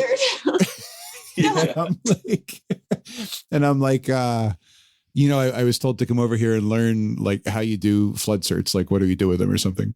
And she's like, hell no, I'm not teaching you this. I'm the only person in this company who knows this. That's amazing. She's like, this is my job security. Yeah. Tell her I said, good job, but it's not happening. And I remember like at that point in my life, I was still in the part of life where like everything is on rails, like someo's already decided everything. And I was like, wait, you can just, this is unexpected. Can, like, say that you have to do something and then you just don't do it. Like, I was like, aren't you going to get in trouble? But like, oh my gosh, that's classic. I love it. Yeah. Yeah. But she really did. I mean, she knew how to do that, and like, she made sure nobody else. Why give it up? Yeah. And what? That's funny because my mother told me that, like when I started my business, she was like, you do these things for these people. You don't necessarily have to teach them, because I'm very big on teaching people the things that I'm doing, because I think you need to know how to run your business. I shouldn't know how to run your business and you don't. I mean, that's a bit of a problem. So, but my mom's idea was, you're teaching these people how to do it. You're going to teach them. You're replacing yourself. Right. Yeah. You're going to make yourself obsolete. And I'm just like, no, I'm not, because I can teach you everything that's in my head. Whether or not you can do it the way I do it, it's a totally different thing. Yeah. And I think that's the other thing that people need to realize. Like, it doesn't have to be a competition or an either or kind of thing. Like, if you're good at what you do, you're going to be needed regardless. Right. Absolutely. And, I would imagine that a lot of your clients, once they see like how much thought and planning, detail, all that stuff has gone into what you are doing, I bet that makes them go, oh my God, I never would have thought of that. Like, what else can she do for us that we're not doing well? Like, let's go find more stuff for Nesha to do. Right. But I think that may also go back to, I was going to say personality type. I don't necessarily mean it that way, but like you, I think, you're clearly an intelligent person. You're like confident in your abilities. That you're always going to be able to add value. And if the customer can see how much value you're adding, that only strengthens their understanding of how valuable you are. On the other hand, I'm pretty sure that the flood certification lady, like I never saw her getting up to do anything else. It's not like she was like trying to enrich, her contributions to the team. She had this one thing and she didn't want to give it up because she knew that was my one thing. Like, I'm not going to, I don't want to go out and get more things, and I'm not probably particularly good at this thing. So why would why would I give someone else the chance to get better at this? You're going to have to come pry this out of my cold fingers, I think was. Yeah. In that case, she has a good point. Right. Like that. Yeah.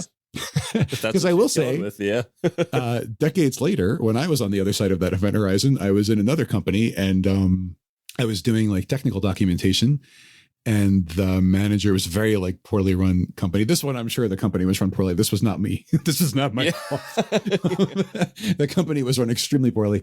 And I was sent to interview like one of the, he was like the networking engineer or something.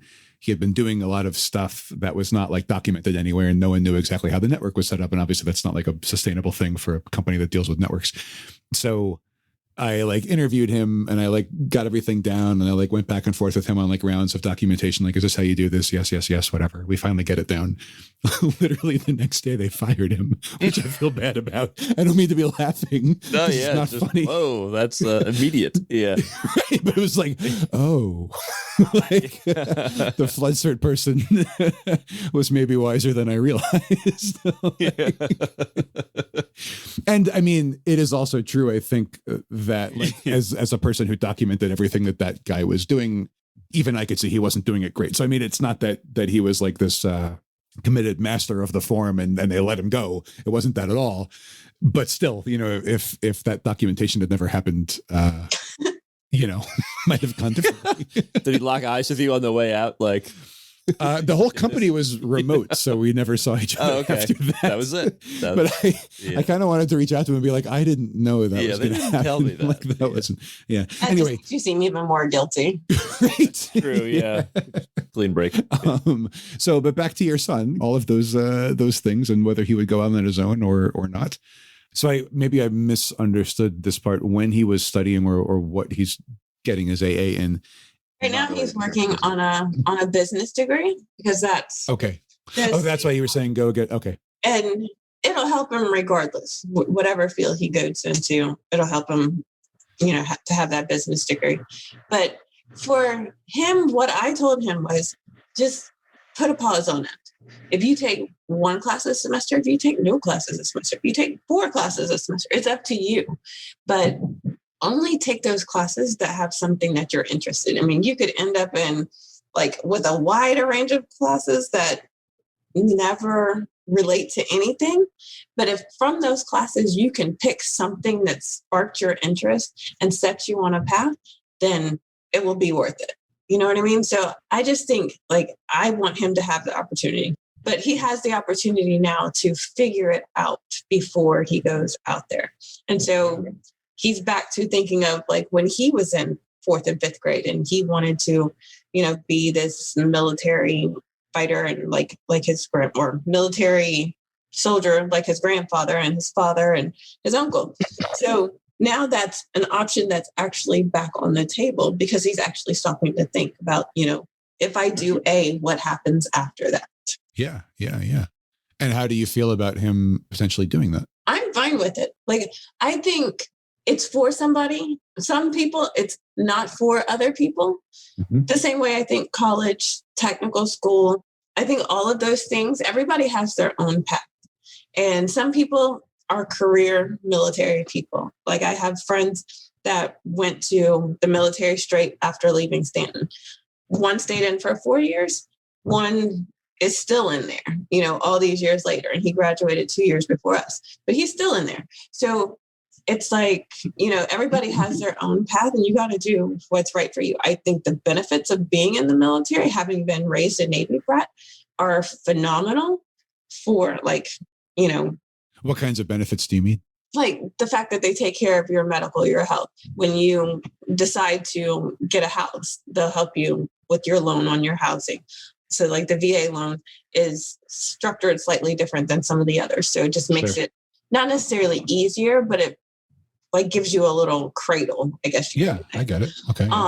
But being able to go to the commissary and get good food that's cheap and like be able to shop like in your own community, being able to pay for school and know, that it's taken care of. Those kind of things are like unbelievable if you have kids, knowing that your kids' health is also taken care of.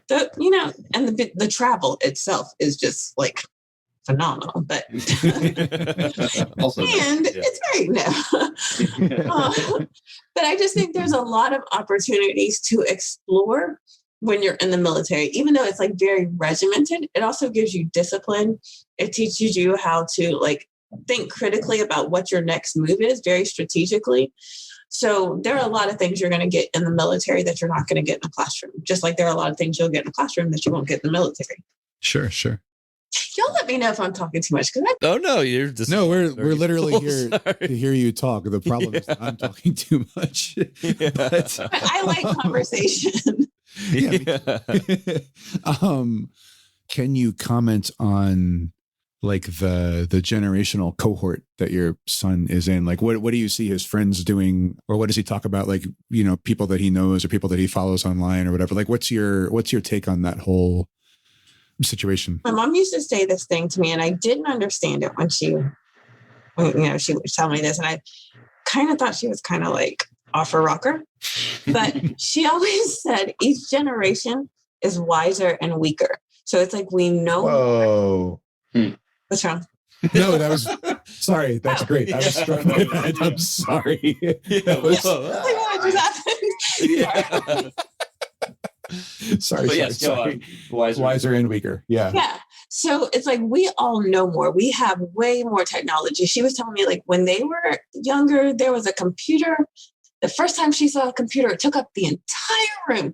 And they sat in this class and this teacher told them this fairy tale about how they would be able to hold a computer in the palm of their hands when they and everybody thought, it was like some Orwellian fantasy and people were just crazy. And it's like, now here we are. It kind of is an Orwellian fantasy. Right, we are living in 1984. No, but yeah, so here we are. Yeah, so here we are in all of these times, but we haven't had the struggle of the Depression and the civil rights movements and all of these things that people have been fighting for. Now we are at the point where it's like, okay, they've done these things for their children. So we don't have to fight for those things anymore. So now what do? We just take advantage of the things that we were given. And then we teach our children how great it is to have all of these things so they don't have to fight for anything. And so now it's like nobody's fighting for anything. And it's like we're losing all that was fought for in the first place. You know what I mean? And nobody knows how to deal with all the things that were fought for before because we haven't had to do it in 15 years. I do feel like there's sort of a more common view, and I think it has to do with the internet and social media. Like, for one thing, this came up in an early episode or interview. It's so easy to find so many videos of so many people doing such incredible things, and you just start to feel like you can't do anything. You know what I mean? Like, I'll never do whatever. And really, it's like 1,000 people out of, billions, you know what I mean, who do this amazing thing. First of all, most people have some skill that they are pretty good at that they don't really like think of that much because it's just natural to them. They could do something amazing for 27 seconds too, that could go viral. It just hasn't. And then also, I think, to me, like Mike said, just kind of, I don't know where this comes from exactly, maybe just being on Reddit or whatever, just seeing people kind of talk online. I feel like there's more of a kind of like a defeatist sort of attitude of like, I'm not going to be able to do X, Y, and Z because I don't know the guy you're supposed to know to be able to get into that world or whatever. And I'm not even going to give it a shot just because I don't believe that there would be any point to it. And I think that attitude is much more common for whatever reason, probably for a few different reasons. And I think maybe some of that lack of follow through comes from like just lack of belief that there would be any reason to do it, because I think this idea kind of gets drilled in that it's like that, and maybe it's just Instagram. You see all these like incredibly wealthy people who just have everything and you know what I mean? And it all works out for them, or a movie star's kid is a movie star too now, and that is just such a small, tiny portion of the population. And there's so many people who are doing awesome things. You never see them online. Necessarily, you don't happen to know them or whatever. They're not famous and they're doing cool stuff. You know what I mean? And that's part of, we're hoping with this podcast to sort of demystify the way people just get into a certain career or get connected with other people or whatever. And usually it's you just do stuff, and then you meet people. Like that's just all it is. That's really it. Like people get stuck in the comparison trap, and it's like I remember reading somewhere, I can't even remember where, but somewhere they said, you can't compare your beginning to somebody else's middle or your middle to somebody else's end. Yeah. And you can't compare any of your stuff to somebody else's highlight reel. So and you have no context for what else is going on in their lives. You know what I mean? They could seem like they're having the time of their lives in one little clip, and then you have no idea what other problems they. Well, not to mention that even the clip and the images, they're so heavily like edited, doctored. Yeah, it can literally just scripted. Be fantasy. Yeah, just no part of it is real. I remember like back when maybe this is even still true. I don't know, but during the time when like reality TV was like kind of gaining sort of traction. Okay. I don't know how I knew this. It must have been some kind of class or whatever. I kind of knew a little bit about how TV shows are made. Like you need cameras, you need lighting. Like, it doesn't just like fall out of the sky. You knew they need cameras? You're right. I did. I knew, for example, they used cameras to make. I've always just been gifted in that way. And no,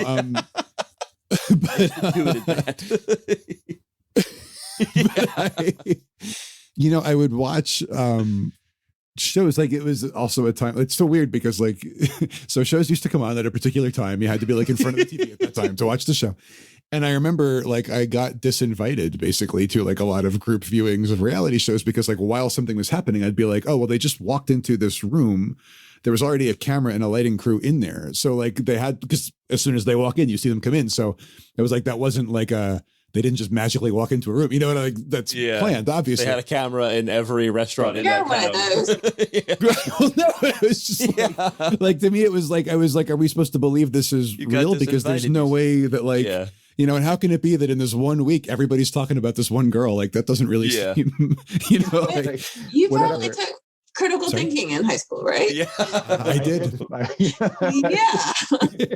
No, but I mean, the same kind of thing applies now in a different way. And I think it's in a way, it's maybe even more insidious and like more far reaching. Like I think most people now realize that reality shows are like heavily scripted or planned at least. But I still think a lot of people like they believe that an Instagram story or something like just sort of happened organically, even though they know when they make one, it's like a huge thing to like make it and like edit it and make sure that everything is like positioned properly and you have the right filters or effects or whatever. Like, that when you post your stuff, that it's like synthetic and edited, curated, scripted, all that stuff.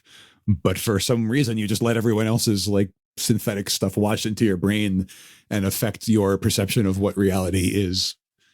I think whatever and I feel like there's a part of everybody's brain, the lazy part of everyone's brain that everybody I think battles with. I know I certainly do, where you want to be like, oh, well, that's why that person has that. I don't have that. So you give yourself permission to not leap. You give yourself an excuse to do the easier thing. You just, I'm never going to get that. I don't need to try. There's a part of everybody I think that is perfectly happy to fall into that thinking.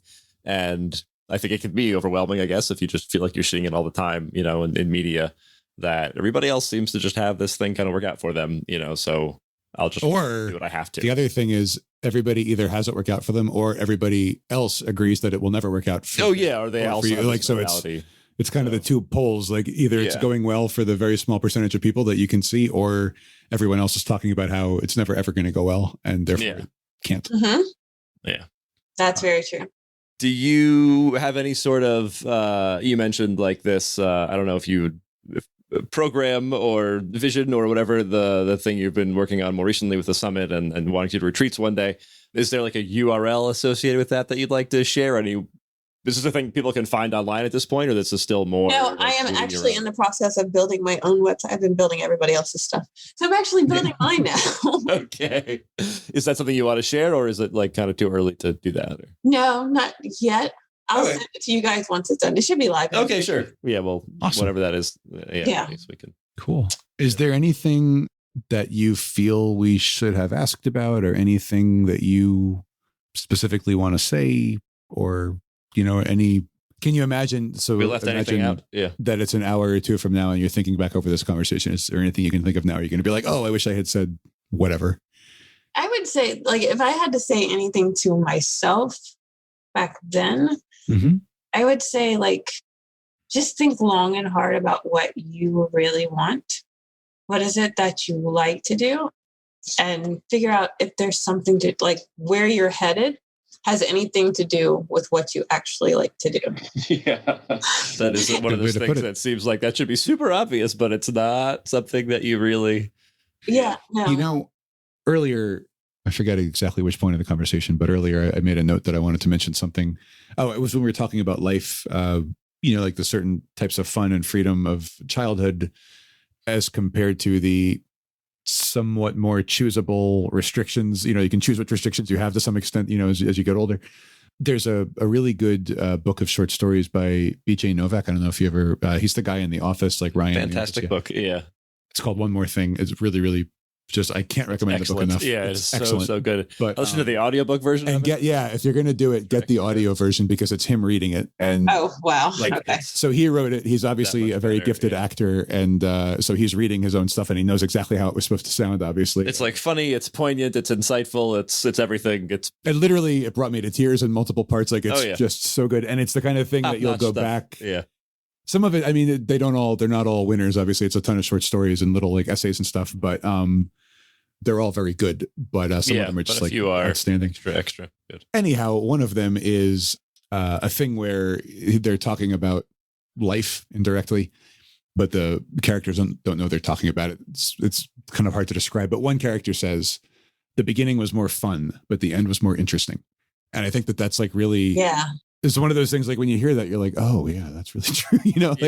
And when you're younger, at least for me, and it sounds like, this was similar to your experience. Like, it's not just that everything is kind of provided for you. It's that you're sort of oblivious to a lot of stuff. Yes. And when you're older, you have whatever experiences you have and whatever bits of inspiration you find from different things and whatever that like whole context is. And then part of it, like kind of part of the benefit of that is you can kind of like think back through everything that you can remember, which isn't all, but you can think back through the parts and it gives you a better understanding. Like when you were saying like, that thing with the trees, like I'm sure you didn't notice that when it happened, but like looking back, you're like, oh, there were trees and now there's not trees. And that coincides with a certain shift, and it might not sound to someone who hasn't experienced that kind of realization or whatever. It might not sound like that's worth it, like, oh great, now you know more about whatever, but like it really is, and it really helps you, I think, understand, or at least have the sense that you understand more of the world, I guess, kind of. I agree. I think there's a certain level of appreciation that just underlies everything. Like you take each moment a little bit more, not seriously, that's not intentionally, or like, yes, intentionally. Yeah. Exactly. Yeah.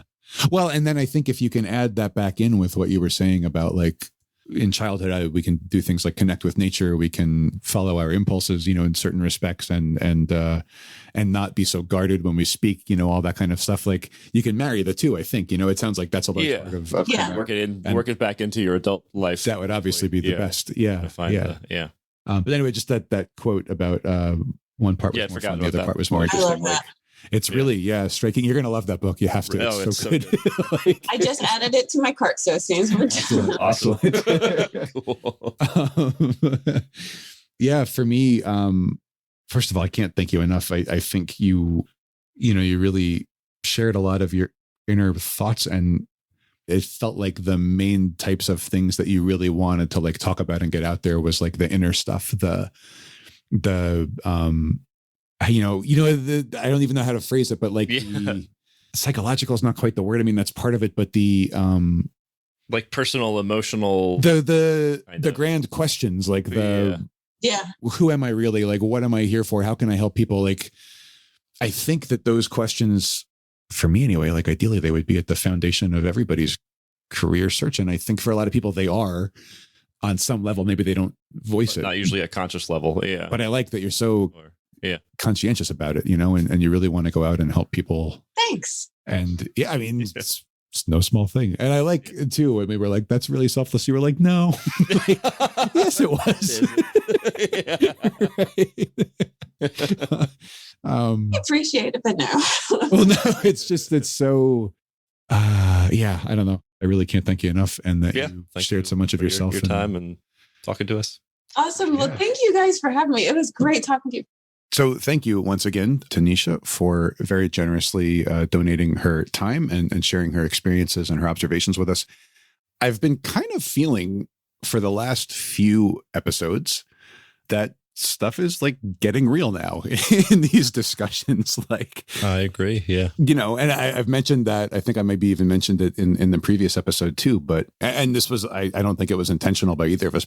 Patrick, tell me if I'm wrong, but we're getting more and more into actual reflections on the adult experience above and beyond just, here's how I got my first internship and so on. And the internship stuff. Yeah. And the broader human experience and everything else. Yeah. Right. Exactly. The internship stuff and the job stuff is obviously super important. But, it does occur in the context of the rest of your life. It's not just like a thing that you do, off in a silo in a vacuum. Yeah. Which is often how it's treated when we kind of learn about it. It's like, oh, your career is like this thing that just exists. And it's not just, obviously, the reality of it is that it's woven into everything else going on in your life. And to be fair, it's a hard thing to teach, probably, especially if you're trying to teach it across, entire country of like, a school system or whatever, which is a big part of why we picked this format of like, let's, instead of trying to create broad rules about what we think, our listeners should be doing or people in general should be doing or thinking about, let's just listen to a bunch of people's stories and see what we can pick up from actual experience. Because that kind of seems, it's too complex to sit back and just analyze abstractly, I think, unless it's grounded in a lot of what we're trying to do here. Generally, these discussions, not these discussions, but discussions in general about careers just sort of ignore the fact that maybe you have a family, maybe you have a house and a household, or you don't have either of those things, or, whatever. All of that stuff definitely affects how much time you have and energy you have and all of those things. There's a reason why I started out by saying that, because a lot of the stuff that I wanted to talk about as takeaways from what Nesha said, a lot of it is kind of heavy and it's kind of, I wouldn't say pessimistic, I would say realistic, but every pessimist thinks they're realistic. So, that doesn't really mean anything. But anyway, yeah, so I'll just dive in. Once more, we have sort of a negative reflection or a negative commentary on a federal agency. This is not the first time that that's come up. When we interviewed Walker Peak, he mentioned that his interactions with NASA, while not being like life-changingly negative or something, they were, I think he was a bit surprised by the bureaucracy and by the way that some of that stuff actually played out in terms of, how things are done in a very like nuts and bolts, hands-on kind of way. And here in this discussion, Nesha had an extremely negative reaction to her work, helping to clean up Katrina with FEMA. And I want to get to that more in a minute. But I just want to say, it's common, I think. Like I know lots of people who have worked with and for the government on various levels and various governments, not just in the United States, but, in other countries as well. And it is not uncommon at all for people who work with governments to come away a bit disillusioned with how they actually function. Everything from like actual active corruption to just incompetence to being overly complex and so on. And I don't want to dismiss any of that. It's obviously a thing, as we've heard, and I'm sure we will hear in the future from other guests. But I also want to caution, again, kind of like we have in some other talks, I don't want to give the impression that that you and I, Patrick, don't think that government agencies should exist at all, or that everyone who works for or with one is, somehow a bad person or anything. It isn't anything like that. It's just that when you're outside of one of those agencies, and especially if you've maybe been like helped by one of them in some kind of way in the past, I think you might have an idea that they work in a particularly streamlined kind of way, or that everyone who works for them is motivated by high ideals and everything works out great and money goes where it's supposed to go and people do what they're supposed to do. And then sometimes when you interact with them, you may see that that's not actually your experience. So again, it's not that we're saying that these institutions and agencies ought not to exist or that they are like an overall negative force in society. That isn't the case at all. We wouldn't have society if we didn't have the governments and institutions that help the society run. So, it's not that we don't think FEMA ought to exist or anything like that. And certainly if you are listening to this and you were thinking of pursuing a career working in government or with some kind of charity or some kind of large organization, institution, whatever it might be. We're not suggesting that you should scrap that idea. All we are doing here is accurately reflecting and honestly reflecting that the reality of those things, like the reality of any situation, is often not as 100% over the top positive as it might have seemed like it was going to be, before you start working with it. And with Nesha's experience specifically, I would like to get into that in just a minute. But yeah, just as a top line thing, it is not the case that there shouldn't be a government or there shouldn't be large groups of people working together to do things. Of course there should. It's just that it doesn't always go great. And, it would be dishonest to pretend that it always did go great, because clearly it doesn't. Yeah. And as you said, the immediate reason that we're bringing this up is because it has just come up in 2 out of 10 interviews at this point. And it's worth noting that in both cases, Walker was and is passionate about engineering, and I think was and is passionate about space travel and everything that he was working to make happen, in his time as a NASA contractor. And Nesha, clearly very passionate about the disaster response stuff and the engineering associated with it and the restoring order and helping people. Like, these are people who were very for what these organizations seemed to be from the outside and felt like they were. So if you, the listener, feel very strongly about something that you're passionate about and you want to get into a certain field, and there's an organization that you would tend to, whether it's a government organization or not, but based on these conversations, you'd maybe have an extra level of concern if it was a large government organization. It's extra important to see if at all possible, try to speak with someone who operates within that organization specifically, or at least has worked with it in some way. Get as close as you can to talking to somebody who has been as, close to where you think you want to end up. And it might be worth even saying to that person, because again, a large part of why we have this podcast at all and we have these conversations is a lot of adults and people in the working world are hesitant to give a negative review of anything to high school students or to people who feel like they might want to enter into a similar career to theirs. So it might be worth saying, look, I think I want to do this. I'm passionate about it, but I do want to get the most realistic preview I can. I'd appreciate it. If there is bad stuff about your experience there, absolutely, I'm interested to hear that. Please don't feel like the need to sugarcoat anything. It might be worth making some kind of a statement like that to make sure that you're getting the most accurate picture. And you could even say, if you had a bad time doing the thing that I think I want to do, having done that, what would you recommend? What do you think I should maybe investigate now? That's a great thing to do no matter what you're aiming for later in life, to find someone who's been there, as we keep going back to. But it seems maybe especially so here because we have a couple of specific, real life instances of these big organizations that from the outside seem to represent an opportunity to do something that you might be very passionate about, might be very good at, and then maybe find out once you actually start working with them that it's not a place, at least as it was for these 2 people we've interviewed, that it's not actually a place where you are likely to be able to kind of make the most of this passion and ability that you have. Yeah. And that kind of ties into one other thing that I wanted to mention again, before we get into the more deeper and more personal, more deeper. Who taught me to talk? Even more. The deeper and more personal, aspects of what Nesha went through. And that is this idea of regret in general. And when I was thinking over what I wanted to unpack from this discussion and from some previous discussions that we've had, it suddenly occurred to me, I don't want to give the impression, and Patrick, tell me what you think about this, but I don't want to give the impression that if you plan things a particular way and take a particular set of actions, the result will be that you live to be 100 years old and have exactly 0 regrets of anything that you ever did in your life. In fact, it's quite the opposite. If anything, is what we're trying to get across with this podcast and these interviews. You are going to have some regrets for a variety of reasons, and I will list a couple, super obvious off the top. One is that you can't predict the future. There are tons and tons of high school students who had to apply to college during the pandemic and may possibly regret some of the choices that they made in getting themselves super ready for that round of competition, that year of admissions competition. because it turns out that like 20 times as many people applied to every school. I'm only laughing because it's that thing I do when I'm like anxious about something and I don't know what else to do besides laugh. It's not actually funny at all. Like a lot of people put a lot of energy into making themselves as competitive as they could for a school that accepts like 5% of all applicants. And then this year it's accepting 1% of all applicants or whatever. That's something that you could not possibly have predicted, when you were 12 or 13 and deciding how you wanted to position yourself for your admissions.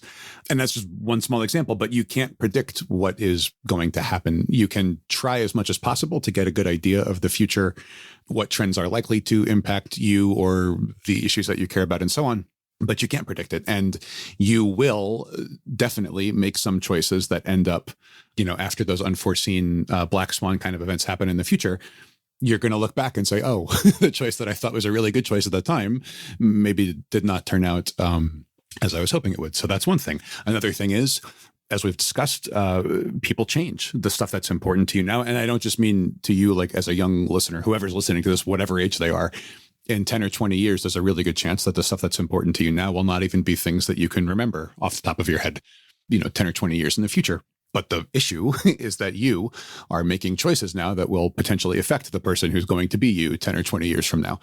So again, possible regrets coming from that and on and on and on. So you're going to have regret largely because, or at least you'll have some things that you look back on and say, oh, maybe I should have done that differently or whatever.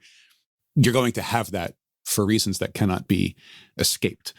So we don't want to give the impression, or at least I don't know if you want to, Patrick, I don't want to give the impression that regret is inherently bad or that if you have regret, it means that you failed at something.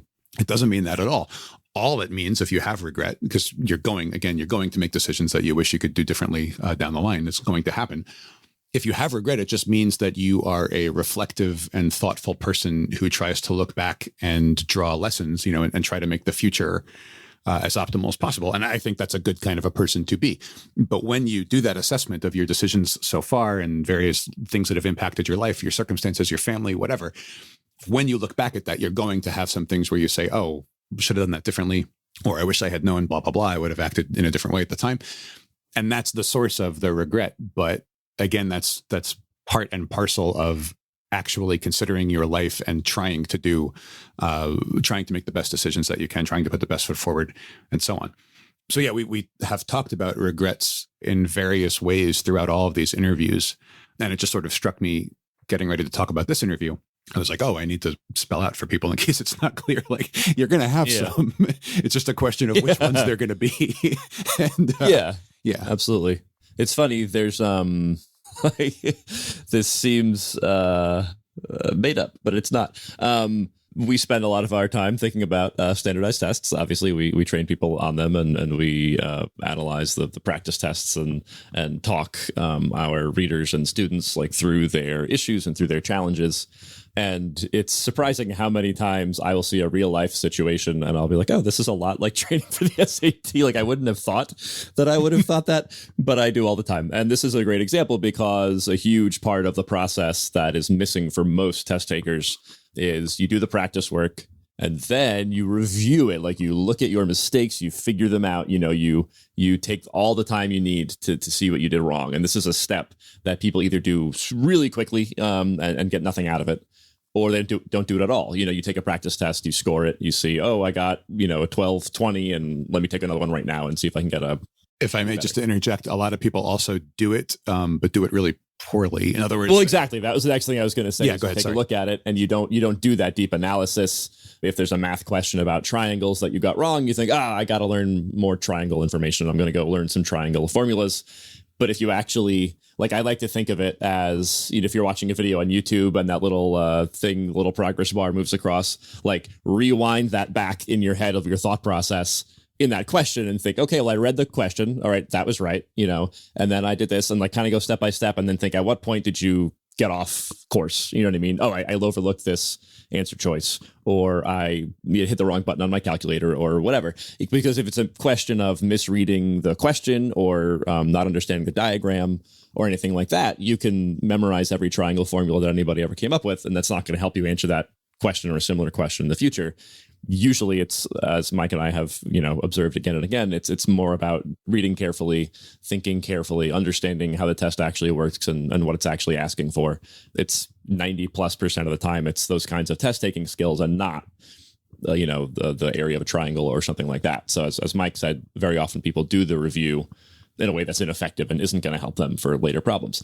Anyway, so I spent a lot of my day reminding people of the importance of that, because it's not something that they really get trained on. And a lot of the bad advice out there focuses on just kind of, take 100 practice tests. I wish that was an exaggeration, and expect it to just improve. The way that, like, if you ran a mile every day, you would eventually start running it faster. You know what I mean? It's not like that. Even then, though, like a good coach could show you how to do it better, faster. Yeah, but at least on some level, doing it over and over again would, train part of you at least. Whereas for test taking, there is no benefit from just taking a million practice tests and never learning from what you did wrong.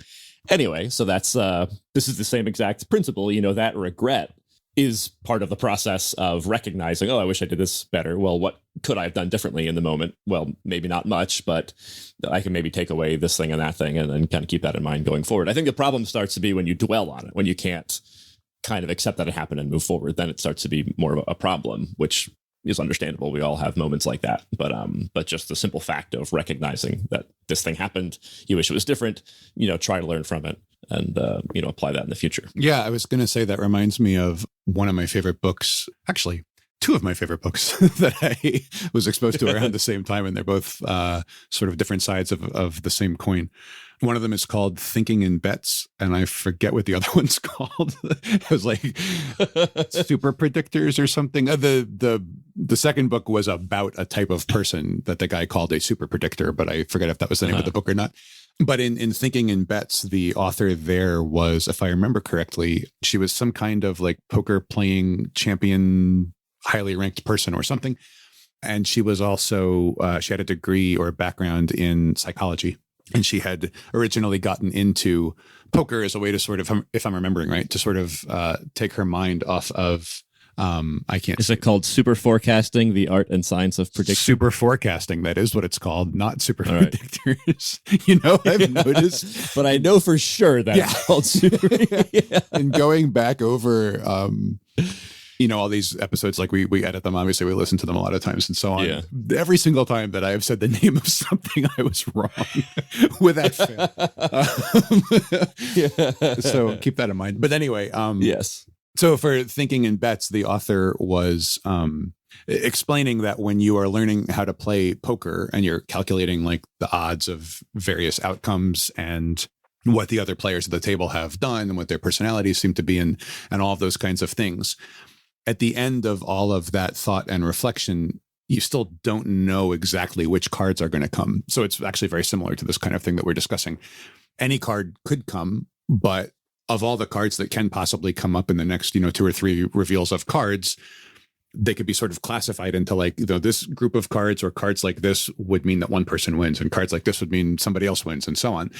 And you're working out the odds of all those things. And then also, how closely you think the people at the table are following it, how accurately you think they're following it. Are certain people likely to overplay a hand, underplay a hand, all that stuff. But even though you can consider all of that perfectly and make a perfect, like optimal guess as to what should be done, for all you know, the card that's coming next is the one card out of 30 that causes the other side to win, even though you did the thing that had the best chance of success. And that obviously is directly applicable to life in ways that I probably don't have to spell out. So, but she talks about this thing called resulting, and she says you should never waste time resulting. Resulting is when you get caught up in how it actually came out and not caught up in what are the lessons I can learn. Did I make the right decision, even if the outcome isn't what I wanted? Did I do everything I could have done, to set things up optimally? Because if you do everything like, I don't want to say correctly, there's no correct in life. There's correct in poker, obviously. But, if you habitually use good judgment and consider whatever needs to be considered and take the best shot that you can take, over time, that's very likely to play out in your favor, even if at specific moments it ends up not, Yeah, it's not an achievable goal, which I think this is a goal that a lot of younger people and people in general have. And I think it is unfortunately kind of reinforced in a lot of academic situations just because of things we've discussed, where the idea of failing academically in small places, can have a very big impact, maybe outsized compared to the way it would be in the working world, in the post-school world. But it's easy to develop the mindset in school that you should be able to do the right thing every time, make the right decision every time, deliver the correct thing every time. And I've seen this as a parent with my own child, the stress that my child feels sometimes in a school situation when called upon to do something, especially, it's a big other whole long story, but the idea of being in a situation where you're used to always being able to provide the right answer and then you can't feels terrifying if it's new to you, and you haven't gone through it and realized that there's life, on the other side of that. Not just life, there's a better life. Oh yeah, things exactly. are better when you realize that you can't always thing when you exactly. So it's not an achievable outcome to always do the right thing over and over and over again. And if you move forward in life expecting to be able to do that, you will be disappointed and you will feel defeated and you will probably want to give up and you will hopefully realize that there's got to be a different way to approach it. The goal, I don't want to say should be, but the goal that is achievable and can lead to a better life is to just tend to make decisions with positive outcomes and understand that along the way there will be decisions mixed in there that don't have positive outcomes, but hopefully that you can learn from, and that you want to get that curve kind of going in the right direction, trending upward, while understanding that every single instance, every single outcome isn't going to be necessarily a good one. And literally, this is something like I heard that a lot of times when I was in high school and college, and I remember thinking, well, yeah, that's true for most people, but that's not going to be. And you still think, but I'm going to get everything. No, but, yeah, I'll never make a mistake. So I would like to modify it a little bit. Like, it's literally not possible to make only correct decisions because circumstances are changing. There's things that you think are not. Things you don't know that you don't even know you don't know. Things that you think you know that are not correct. Your values are going to change. Your goals are going to change, and all of that stuff. So, everything you just said, I fully agree with. I just want to really make sure the person who's listening to this going, well, they don't mean me. Yes, we do. This isn't 100%. This is something that applies to a lot of people. It's part of being a living thing on Earth. I mean, there's right. All organisms make decisions that end up not always being perfect. It's just how it is. Yeah. And it's funny because if you wanted to make an infinite series of correct decisions, you could only do that with the insight you would gain from having made incorrect decisions in the past. You don't really learn much of anything when you make a correct decision. You reap the rewards, I guess, but you're you haven't adapted in any way. Whereas making the wrong decision and seeing what happens is something you can learn from. It's funny. This reminds me of something that I think of often that struck me, I don't know, in the past few years. Sometimes you have a thought that keeps going back to you, that if you imagine a graph of your own, whatever success, happiness, whatever positive thing you want in your life, and on the x-axis is time, and on the y-axis is some measure of this positive thing.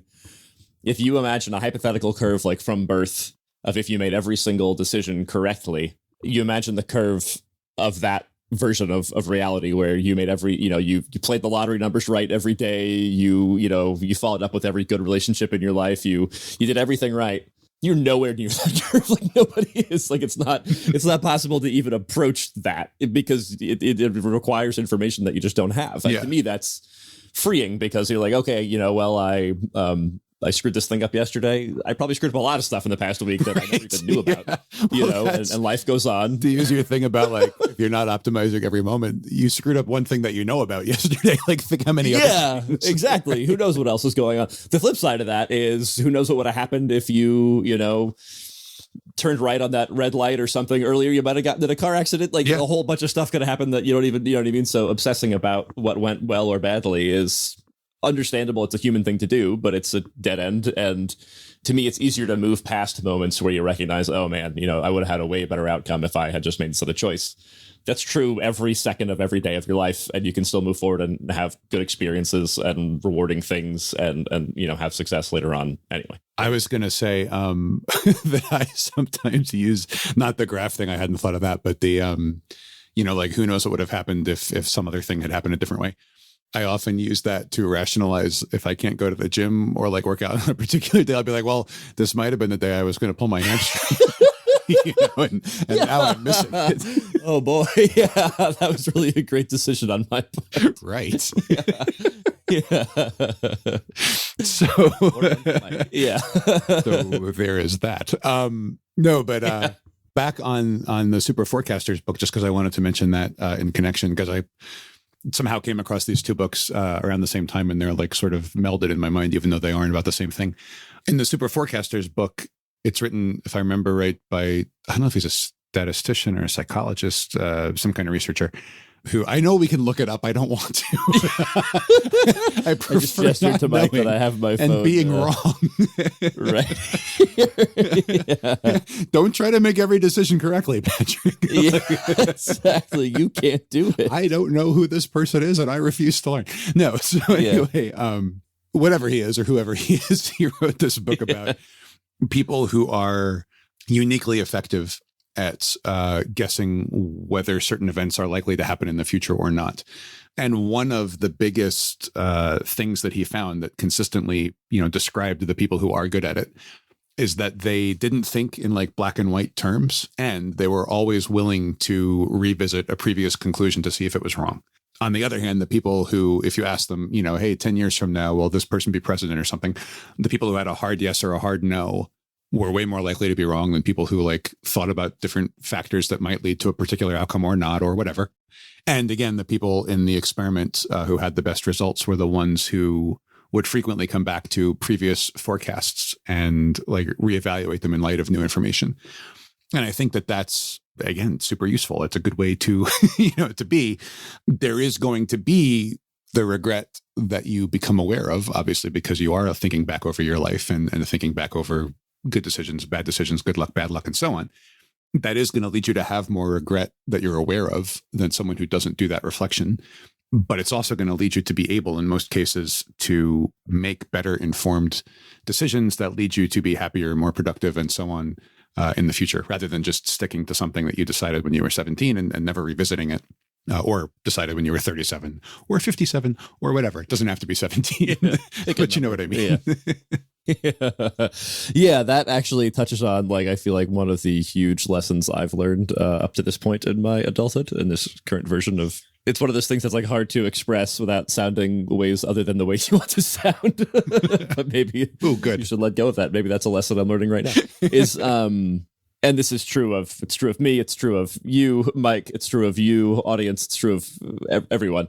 I think a very difficult aspect of that kind of regret and looking back on things is, I feel like I've observed this over and over and over again in other people. I've observed it not as many times in myself, although I'm sure it has happened more times than I've observed, just because it's easier to see from the outside. It's, I'm sure, yeah, you see what I'm saying. Anyway, so it's situations where someone is repeating some behavior that they seem probably to have been repeating maybe their entire lives, that's not getting a good outcome, or, is causing problems, or is in some way, or seems to be, like the wrong way to do something, or something that you believe in that doesn't seem justifiable, or a tendency that you have, or whatever. And one of the biggest challenges I think that people face in moving past something like that isn't the ability to see that the behavior or the belief or the tendency is a problem. It's the feeling of accepting responsibility for the whole long period of time that you've been doing this thing wrong. Potential problems you've caused in your own life, potential problems you've caused for someone else, ways that you've hurt other people and or yourself. Like, that seems to be, again, in my observation of both myself and other people, that seems to be the challenge. So it's not a question of convincing this person or yourself or whatever, or making that leap in understanding.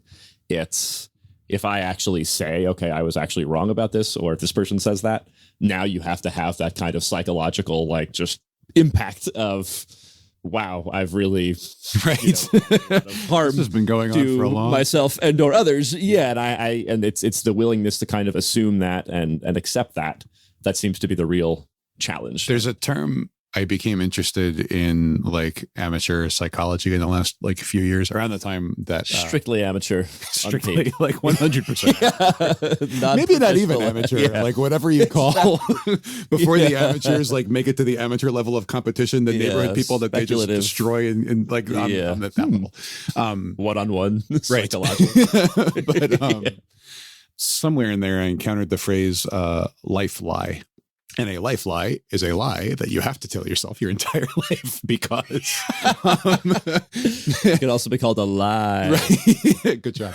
Because because as you said, the alternative is facing that maybe you haven't been right about this whole thing, or about this thing this whole time is too damaging. And to be clear, my very, very weak understanding of what a life lie is, I've just heard it like referred to in a few places. I don't know the actual definition, but it seems from context clues that it's not that every single person must have some life lies that they believe, but that if you refuse to examine your conclusions and possibly reconsider them and so on, if you have that mindset of no, everything I've done has to be right because I did it and I can't cope with the fact that it wasn't right, that general like predisposition is what leads you to live out certain life lies. This is, I thought that these conversations couldn't get heavier or more pessimistic or more abstract. Nope. All right. So we're doing a deep dive in a dark topic, but I think it is. No, but this is the stuff. Like, I wish I had heard this stuff 20 years ago. Yeah, if someone had been like, "Hey, you're gonna make mistakes," like I know you, think you can't, but you're absolutely just okay, but literally inescapable and a part of your growth.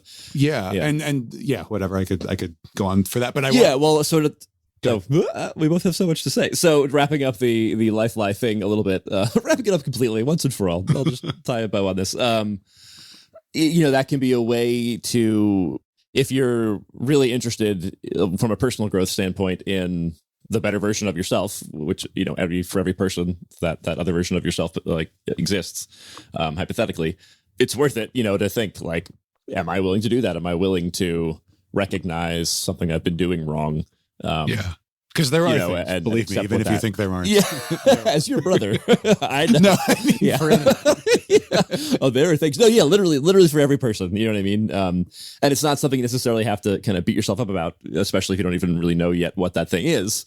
But kind of preparing yourself mentally to think, I assume this is something that you would want to do. It's something I want to do, to make those improvements and accept that. Kind of being ready for that and vigilant about it, I think, is a better mindset to have, and to kind of decide ahead of time if it is the case for you. Yes, I am willing to kind of accept if I've done something badly, and also if there's someone in your life, from your perspective, it seems like they have that going on, and it's frustrating for you. You keep having the same argument about something, and you feel like you've spelled out like this is why what you're doing doesn't make any sense or isn't defensible or whatever. And in the interest of trying to cover all your bases, it could be that you're wrong in that exchange. I mean, it's hard for me to say because we're not talking about a specific instance, but assuming that there's some validity there, it might give you a little serenity to think, okay, this isn't really an issue of making, stating your case.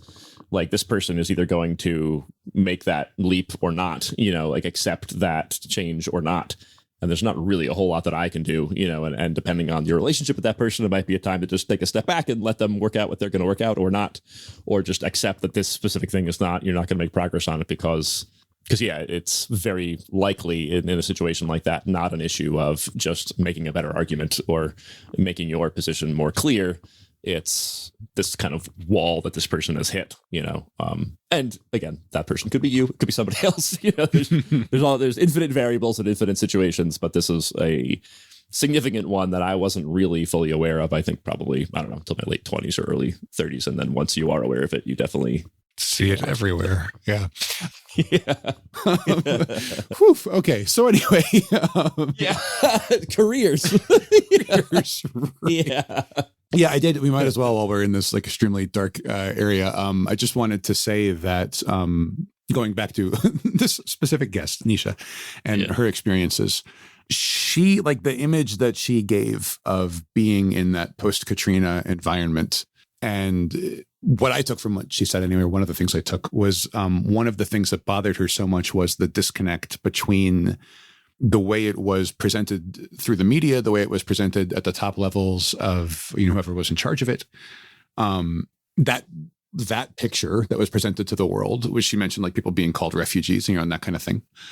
And then the picture that she was confronted with when she was actually there, the image that stuck with me, of course, was the bodies floating by and that kind of thing.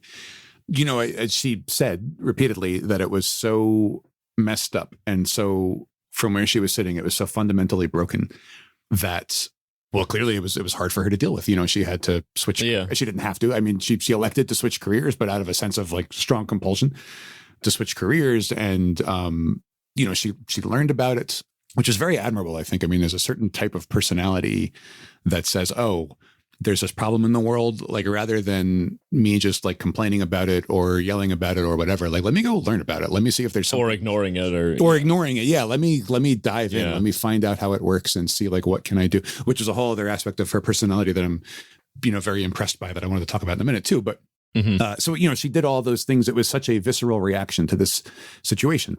The image of the bodies was, I think, the most striking one that we've encountered so far in any of these talks, these interviews. But by no means is she the first person who described having, in our talks, who described having just a complete, like, deep-seated negative reaction to a part of the career that she thought she wanted. It happens to a lot of people. And I was wondering, I wish there was some way to measure it, because I don't know that people would necessarily be honest about it if you surveyed them or something. Yeah.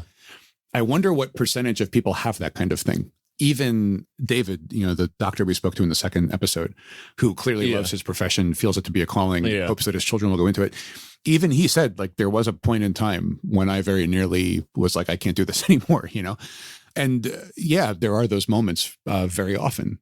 And I think it's interesting how people choose to respond to those moments. And this also, again, goes back to whatever your like sort of deep-seated automatic ways of reacting to things are, and how consciously or unconsciously you go through that. But another thing, without hopefully spiraling into 20 minutes. Oh, we're back at that place again. But I just, it's kind of what I wanted to talk about it now. If/when you as a person listening to this go through that type of, like, there's a phrase, dark midnight of the soul. I forget like where that comes from, but if you go through that that situation of Patrick is going to look it up for me. I'm so to my phone. Other podcasts I think have an intern to do this. But we're more efficient than that. Right, we are. There's a poem called "Dark Night of the Soul." Is that what you're thinking of? Midnight of the Soul, dark midnight, dark night. Whatever it is. Once again, I've been wrong about a phrase. That's fine. But I guess the point that I'm trying to make is it has a name because it's something a lot of people go through. I would say, just like very rough reckoning off the top of my head, somewhere between the majority and the vast majority of the people that I know well enough that I would know if they went through something like this. The majority to the vast majority of them have gone through something like this. Yeah. And it all goes back to things we've possibly even more than once. Absolutely. Yeah, that's a really good point. Yeah. Way more than once. Yeah, not necessarily just one single instance. Yeah. Yeah. And it goes back to all these things we were talking about. Like, you can't know the future. You can't know the intimate details of how an organization works until you're part of it, or of how any situation is, until you're in it, and on and on and on. So when you feel that, if you feel it, hopefully there will be some kinds of object lessons or guiding principles or something that you can fashion for yourself out of maybe these discussions, out of whatever it might be. For me personally, I'm generally of the opinion that if you have that kind of experience, that you should listen to it and, make some kinds of changes that will help you not have that feeling anymore, or not feel that awful way. I have to say, though, that part of the reason why that's my sort of default response is I've always seen that go better than when somebody doesn't, but I have a very limited sample. Like, for all I know, maybe it's not great. So, these are the things that you have to work out on your own. And they're the types of decisions that, in my opinion, whatever decision you end up making, it needs to be something that you are comfortable with for your own reasons. But again, I can't tell you what those reasons should be. Just that. When those And times, here they are. Yeah. Right. When those times come, you aren't alone in them. You're not the first person who ever went through them. They're far more. Yeah, I was going to say, you might literally be alone in that moment, but in terms of having that kind of experience, you're not alone. It is like a deeply human thing. And it's also important to realize that if you see or know people who seem chipper and happy and whatever, that doesn't mean that they're not maybe in that exact moment going through it, like, internally, or they haven't recently, or they're not about to, or whatever. We're all good at sort of, but many people are good at kind of putting on a happy face and, or, putting something from their mind temporarily that might be really weighing on them as well. So it can feel overwhelming to think, well, everybody else seems to be doing okay. Why can't I do that? And it's much more likely that most people are not doing okay on some level, or maybe on multiple levels. And you probably have more in common with the seemingly okay people around you than you might feel like you do. Absolutely. It's something that we hide for whatever reason. It's just something that people don't often acknowledge. Actually, I said for whatever reason, but it's pretty obvious why you hide it if you think about it. I mean, you wouldn't be able to function if you were just constantly like sobbing into a desk, in a cafe or something. So, and frankly, the sobbing wouldn't necessarily help you anyway. So, it's hidden. Exactly. I can see that now. Right. Again, just laughing, not because it's funny, but because it's just an extreme thing that people never mention, talk about, are open about. So it feels kind of funny and absurd to be like, hey, here's this really serious thing that, we all at some point probably will directly or indirectly encounter. And I wanted to mention too, sorry, this is something that touches on another thing that Nesha mentioned. She mentioned, I have one last thought on this thing. Should I say it before we go on? Another thing I've noticed is very often when you learn the story of someone's life, whether it's just a person in your life or like a famous, successful person, usually often there's a turning point that starts with, rock bottom. It starts with this horrible crisis, this thing that you were relying on that collapsed, or this idea that you had that turned out not to be true, or this relationship that fell apart or something. Very often the kind of rise of some person either starts with or is greatly affected by a failure or some kind of experience along those lines that in the moment seems insurmountable or something like that. And then, time passes and things evolve and you move through that, you learn through it or whatever, and end up in a much better place that, might not have even been possible if not for that moment. So if you find yourself in that moment, there could be a brighter side, later on. That actually ties back to something that I meant to say about our previous very dark thing a few minutes ago. We were talking about, making only right decisions or sometimes making wrong decisions or whatever. In real life, it's not the case that every decision can be classified as right or wrong. Many times to the point only from certain perspectives or like many times the thing that feels like an absolute failure or feels like, you didn't get the job you wanted, you didn't get into the school you wanted, you didn't get a date with the person that you want, all that stuff. That moment of seeming failure is actually the thing that lets you go on the path that is way better for you, but you couldn't have known it. So again, another reason why you're definitely going to have regrets. Even if everything goes what you think is right at the moment, you're going to look back and say, oh, what if it had been different? You can't avoid it. You can always think that it could have been even better. Yeah. Yeah. So sorry, but one other thing I wanted to say, and then I will be done with my things, I think. All right, hit it. Okay.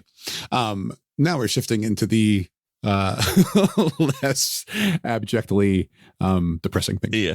Yeah. So the first of those, that Maya Angelou interaction was just amazing. Like when Nesha told me, not me, when she told us that, literally the hairs like stood up on my forearm. Well, yeah. But yeah, I think there's a lot of ways to take that story. And I wanted to tie one of them back to something that we mentioned, I think in the previous, immediately previous episode. I think in the previous episode, we talked about how there's this idea of resistance or this idea of procrastination, whatever it is that you don't want to do.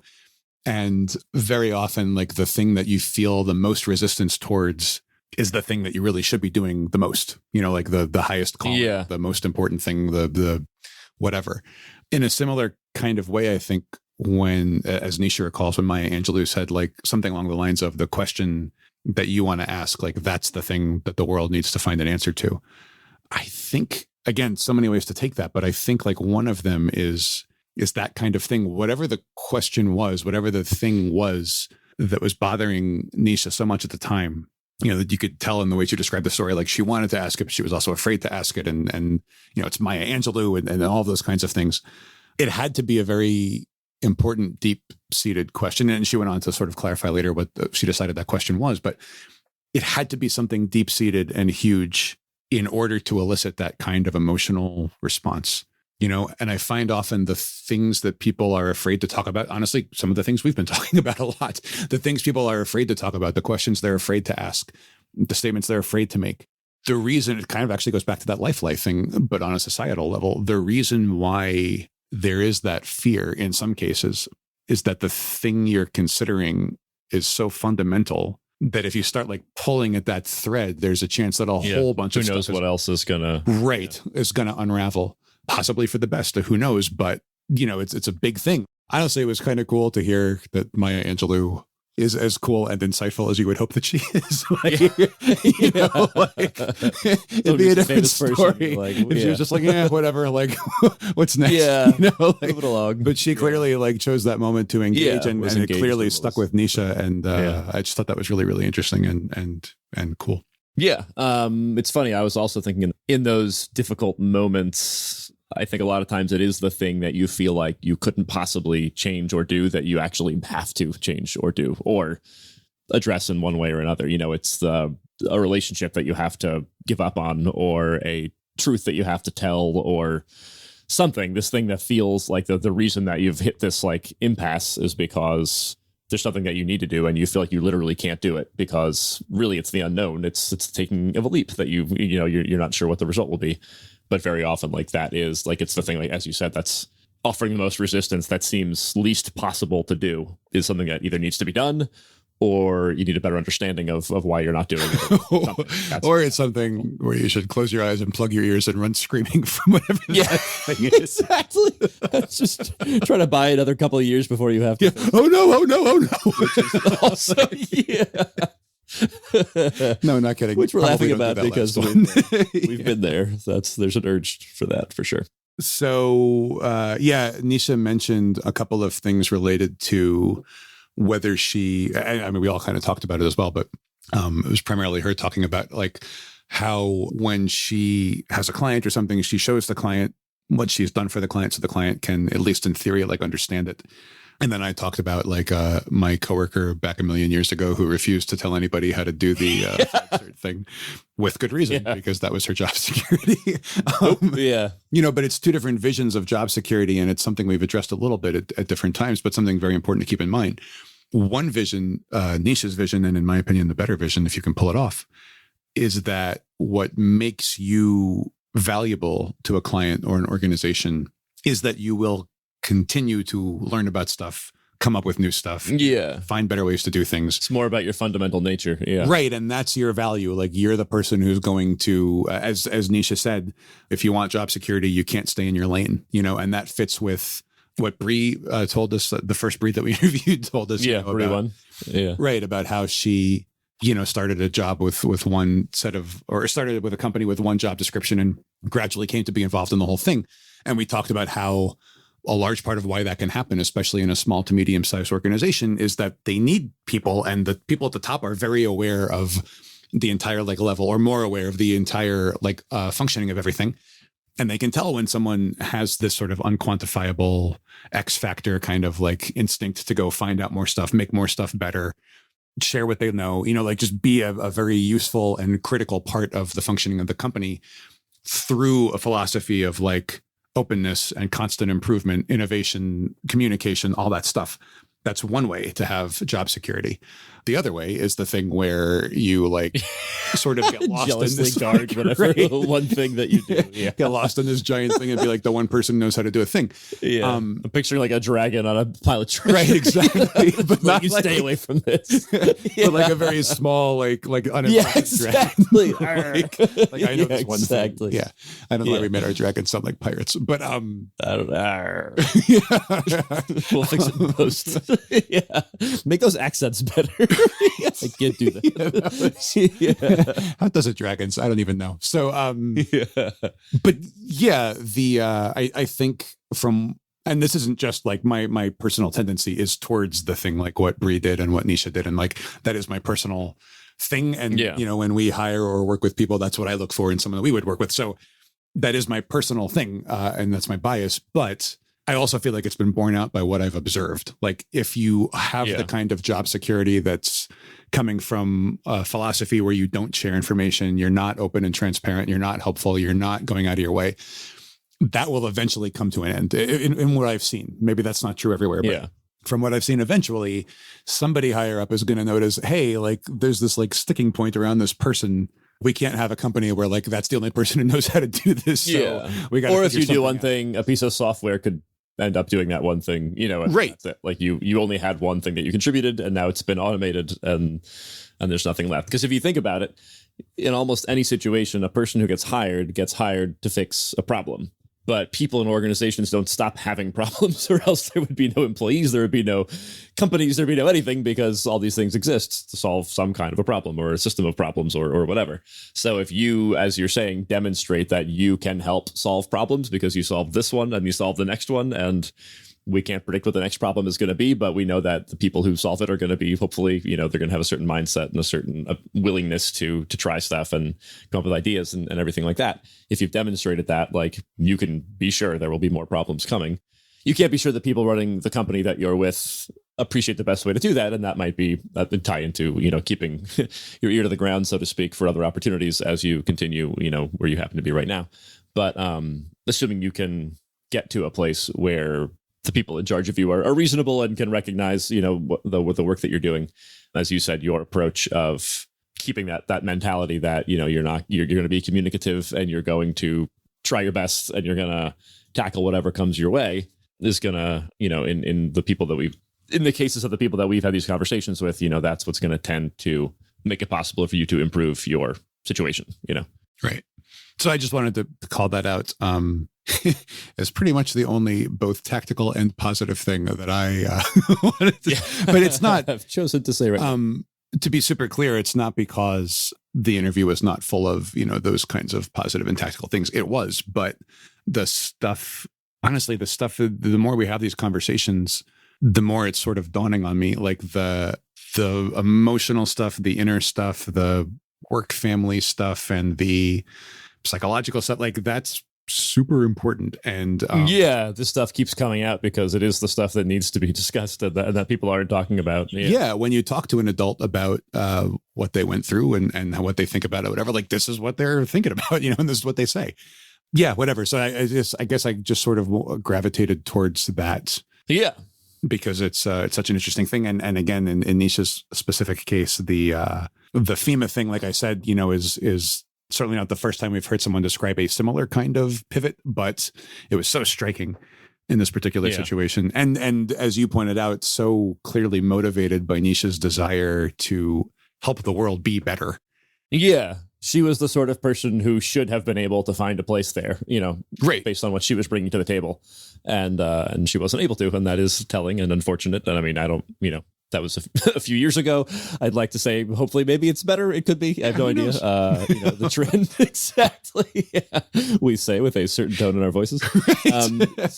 No, but with all of the, all that stuff we talked about with like entropy and the way that like organizations kind of in a certain situation can evolve in a direction that may not be like totally noble.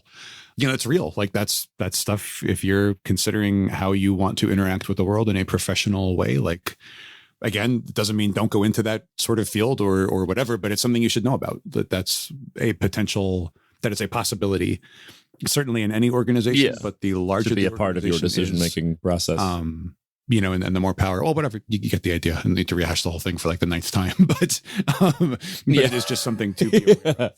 And not to pretend is not the case. Okay, so now you go. So one last thing, my last thing was I was very interested by the trend of like order in Nesha's life and interests and everything. The fact that she was so fascinated by the idea of kind of helping after the storm, and even the interesting detail of like, the storm itself is actually very ordered and structured. It creates a lot of disorder. And then the idea of coming in after that and like reestablishing order, and then engineering is a way of, it's very much about organization and creating, logic and order and that sort of thing. And then in the work that she does now for people's businesses, where she helps them create structure and order in their processes, it's a funny thing because you see that in someone else, especially somebody who's been in the working world and has done a few different things, where you have kind of more data to work with and to observe, look at this interesting common trend. It's cool to observe that in a person's story in such a clear way, and especially because it seems like she is, trending more toward embracing that and making use of it and making the most of it, which is cool. I feel like the younger you are, kind of the harder that can be to do, both because you just have enough things. Yeah. Can I clarify? I think what you're saying is the younger you are, the harder it is to identify what Sure, those yeah, sorry. lines are for to you. notice those trends in your In own yourself. life. Yeah, whatever it is that's your personal thing that you're passionate about. First of all, it's hard to notice stuff about yourself because it's often so ingrained in you that it doesn't even seem noticeable, which is something I've often thought in these conversations and would totally go off on for an hour. And that, I think, was my last thing. So Okay. So is it still today or is it tomorrow? It's 2 days from now. So touched on a lot of stuff. Not what we expected, I think, going in, but I'm glad that we did. I think the reason it is coming up is because it needs to come up. And thank you, Nesha, for sharing your time and your honesty and your insights and your stories and everything like that. I think we got a lot of useful stuff out of that. I hope our listeners will have a lot of takeaways, that they can apply. So yeah, that's all for now. If you like the show, please take a moment to rate and review us on iTunes or the podcast player of your choice. And of course, if you want to hear more episodes, remember to subscribe as well. You can find our SAT Prep Black Book and ACT Prep Black Book on Amazon.com, and you can find our online video courses on QuestPrep.com. Please tune in for our next episode coming up in a couple of weeks. And in the meantime, feel free to reach out to us on our Quest Prep Facebook page or the Quest Prep YouTube channel. This episode was hosted by yourself, Patrick Barrett, and your brother, Mike Barrett. I'm looking into a mirror as I read this. Our guest was Nesha Zackery. Every musical element was created and performed by Parker Hale Hastings. A person's sense of smell appears to turn off during sleep. And here's that special segment we promised you on the differences between the SAT and the ACT. Now, on the surface, there are clearly some major differences between the SAT and the ACT. The most obvious one for most people is that the ACT includes something that it calls a science section, while the SAT does not include something that it calls a science section. Also, ACT math questions have 5 answer choices, while the rest of the ACT questions and all of the multiple choice SAT questions have 4 answer choices. Another superficial difference is that the SAT math section includes a set of questions where you have to grid in your answer instead of picking from a set of provided choices. And the tests also have different numbers of questions and different time limits for each section, and the sections are presented in different orders. So it's true that if you just take things at face value, the 2 tests might seem different. But lots of things in life should not be taken at face value, and this is one of them. The truth is that those differences on the surface don't actually have any real effect at all on the best way to approach either test. When you understand how the individual questions on both tests are written, you see that they're actually highly similar. Most of the techniques that work on one test will also work almost exactly as well on the other test. And this applies even to some things that really seem like they would only be valid for one test or the other. For example, let's talk science. So doing well on the ACT science section actually requires much less scientific knowledge than most people would think. The ACT science section mostly consists of reading comprehension questions related to passages about scientific studies and experiments, and you don't need to know obscure scientific concepts to answer any of those questions. The passages on the science section contain text and figures that you use to answer the questions, and in most cases, you won't have any prior experience with the topics being discussed in a particular passage, just as you normally wouldn't have any prior experience with the topic of a passage on the reading or the English sections of the ACT. So the ACT science section is actually primarily a test of your ability to read text and figures carefully, and not a test of how much science you already know when you walk in the door. Some questions will require simple estimation or math knowledge, like knowing that 100 times 10 is 1,000, and a handful of questions do require basic scientific knowledge, like knowing that H2O is the chemical formula for water, something along those lines. But the key skill that will be the deciding factor on almost every question on the ACT science section is the ability to read figures and texts carefully. So that includes noticing things like the labels on a diagram or the particular units in a measurement, stuff like that. And it turns out that those key skills are also used on the SAT to answer questions that rely on data and figures that appear on the SAT. It's just that the SAT asks fewer questions about each chart or graph that appears on the SAT, and the SAT inserts those kinds of data-based questions in each section of the test rather than lumping them all together and having a separate section that it calls a science section. So if you are a well-trained test taker and you know how to analyze and deconstruct these kinds of questions by using your close reading skills, your knowledge of answer choice patterns, and so on, then you can take that exact same skill set and apply it perfectly well to the relevant questions on either test. So it's not like the ACT actually rewards you for being a good high school science student, which is what most people mistakenly think the ACT science section is for. Both tests instead reward you for reading graphs and passages and answer choices very carefully. So again, even though the tests seem a bit different on the surface, the majority of individual questions that could appear on an official SAT could also appear on an official ACT and vice versa. Now, it's true that there are some other small differences besides the ones that I've already mentioned. For example, there are a few specific math or grammar concepts that might appear on one test but don't appear on the other. But there aren't a ton of those kinds of concepts in the first place, and none of them are extremely advanced. And most test takers don't even notice that some ideas appear only on one test and not on the other. In fact, honestly, that's the kind of thing you really only notice by being completely obsessed with breaking down standardized tests for some reason, like we are. But in terms of the fundamental strategies that you should be using on test day, and in terms of the task of approaching either test on a question-by-question basis in the most effective and efficient way possible, the two tests are very, very similar. For example, the single most important skill on all sections of both tests is reading carefully. The math sections on both tests mostly rely on relatively basic concepts presented in unusual ways. And even the ACT science section, as we just saw, is a lot like a reading section on either test with some math and diagrams thrown in, along with a very little bit of basic scientific knowledge that comes up on a few questions. Techniques like the vertical scan and advanced backsolving still apply extremely well to both tests, and the wrong answer patterns for similar questions on both tests are often identical. And even though the tests have different time constraints, the time management process for deciding which question to work on next still applies equally well across both tests. And of course, it's still true that if you know how to answer each question in the most efficient way possible, then you'll find that you have more than enough time to answer each question with total confidence without rushing on either test. I could go on, but I'm sure you get the idea by now. The tests just aren't actually that different when you know how they really work and when you think about them on a question-by-question basis, which is how a trained test taker should be thinking of any test. Now, if you're not familiar with the way that we approach standardized tests, then you may be wondering why the SAT and the ACT ended up being so similar. The basic reason, without going into too many details, is that they're actually both designed to accomplish the same task. They both need to provide a standardized, reliable, consistent measure of the performance of a huge group of college applicants year after year after year. And since they must accomplish the same goal and they're bound by the same constraints in terms of things like time and scale and so on, the result is they're a lot alike. And at this point, you might be thinking to yourself that you know some test takers who did much better on one test than on the other one. And how can that be possible if everything that I'm saying is true? Well, that is definitely a real thing. There definitely are people who just naturally prefer the SAT over the ACT, or the other way around, the ACT over the SAT, depending on the person. And scores do sometimes reflect those preferences.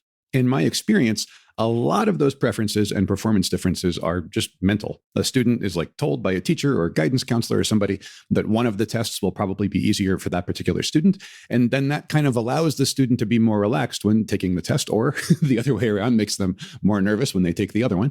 And it does genuinely seem easier or harder because the test taker is more or less nervous based on the advice that they were given by somebody else. And it's also true that some test takers are more affected by things like differences in time limits or the number of answer choices on a question or things like that. So these little differences in structure, timing, and some question subtypes and things like that might contribute to the scoring differences that some test takers experience, especially if they're untrained test takers who don't really realize what the tests are actually rewarding.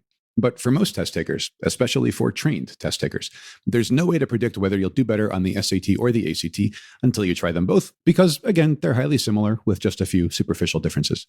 Some people score at a higher percentile on the SAT, and some people score at a higher percentile on the ACT.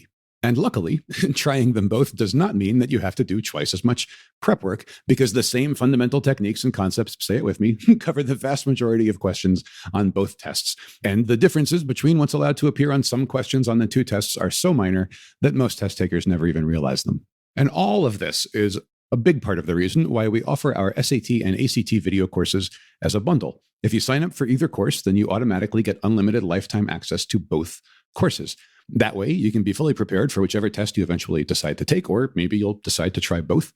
And remember that colleges, for their part, don't care at all which of these two tests you take. Also remember that our video course comes with the best guarantee in test prep, which is a 30-day, no questions asked, 100% money-back guarantee. So if you try the videos and you don't like them, we don't want to keep your money. And our video course costs significantly less than most other options out there. In fact, lifetime access to both the SAT and the ACT courses together is less than the cost of 15 minutes of phone tutoring with me. So for more on our books and video courses, head over to questprep.com or search for the SAT Prep Black Book and the ACT Prep Black Book on Amazon.com. Thanks.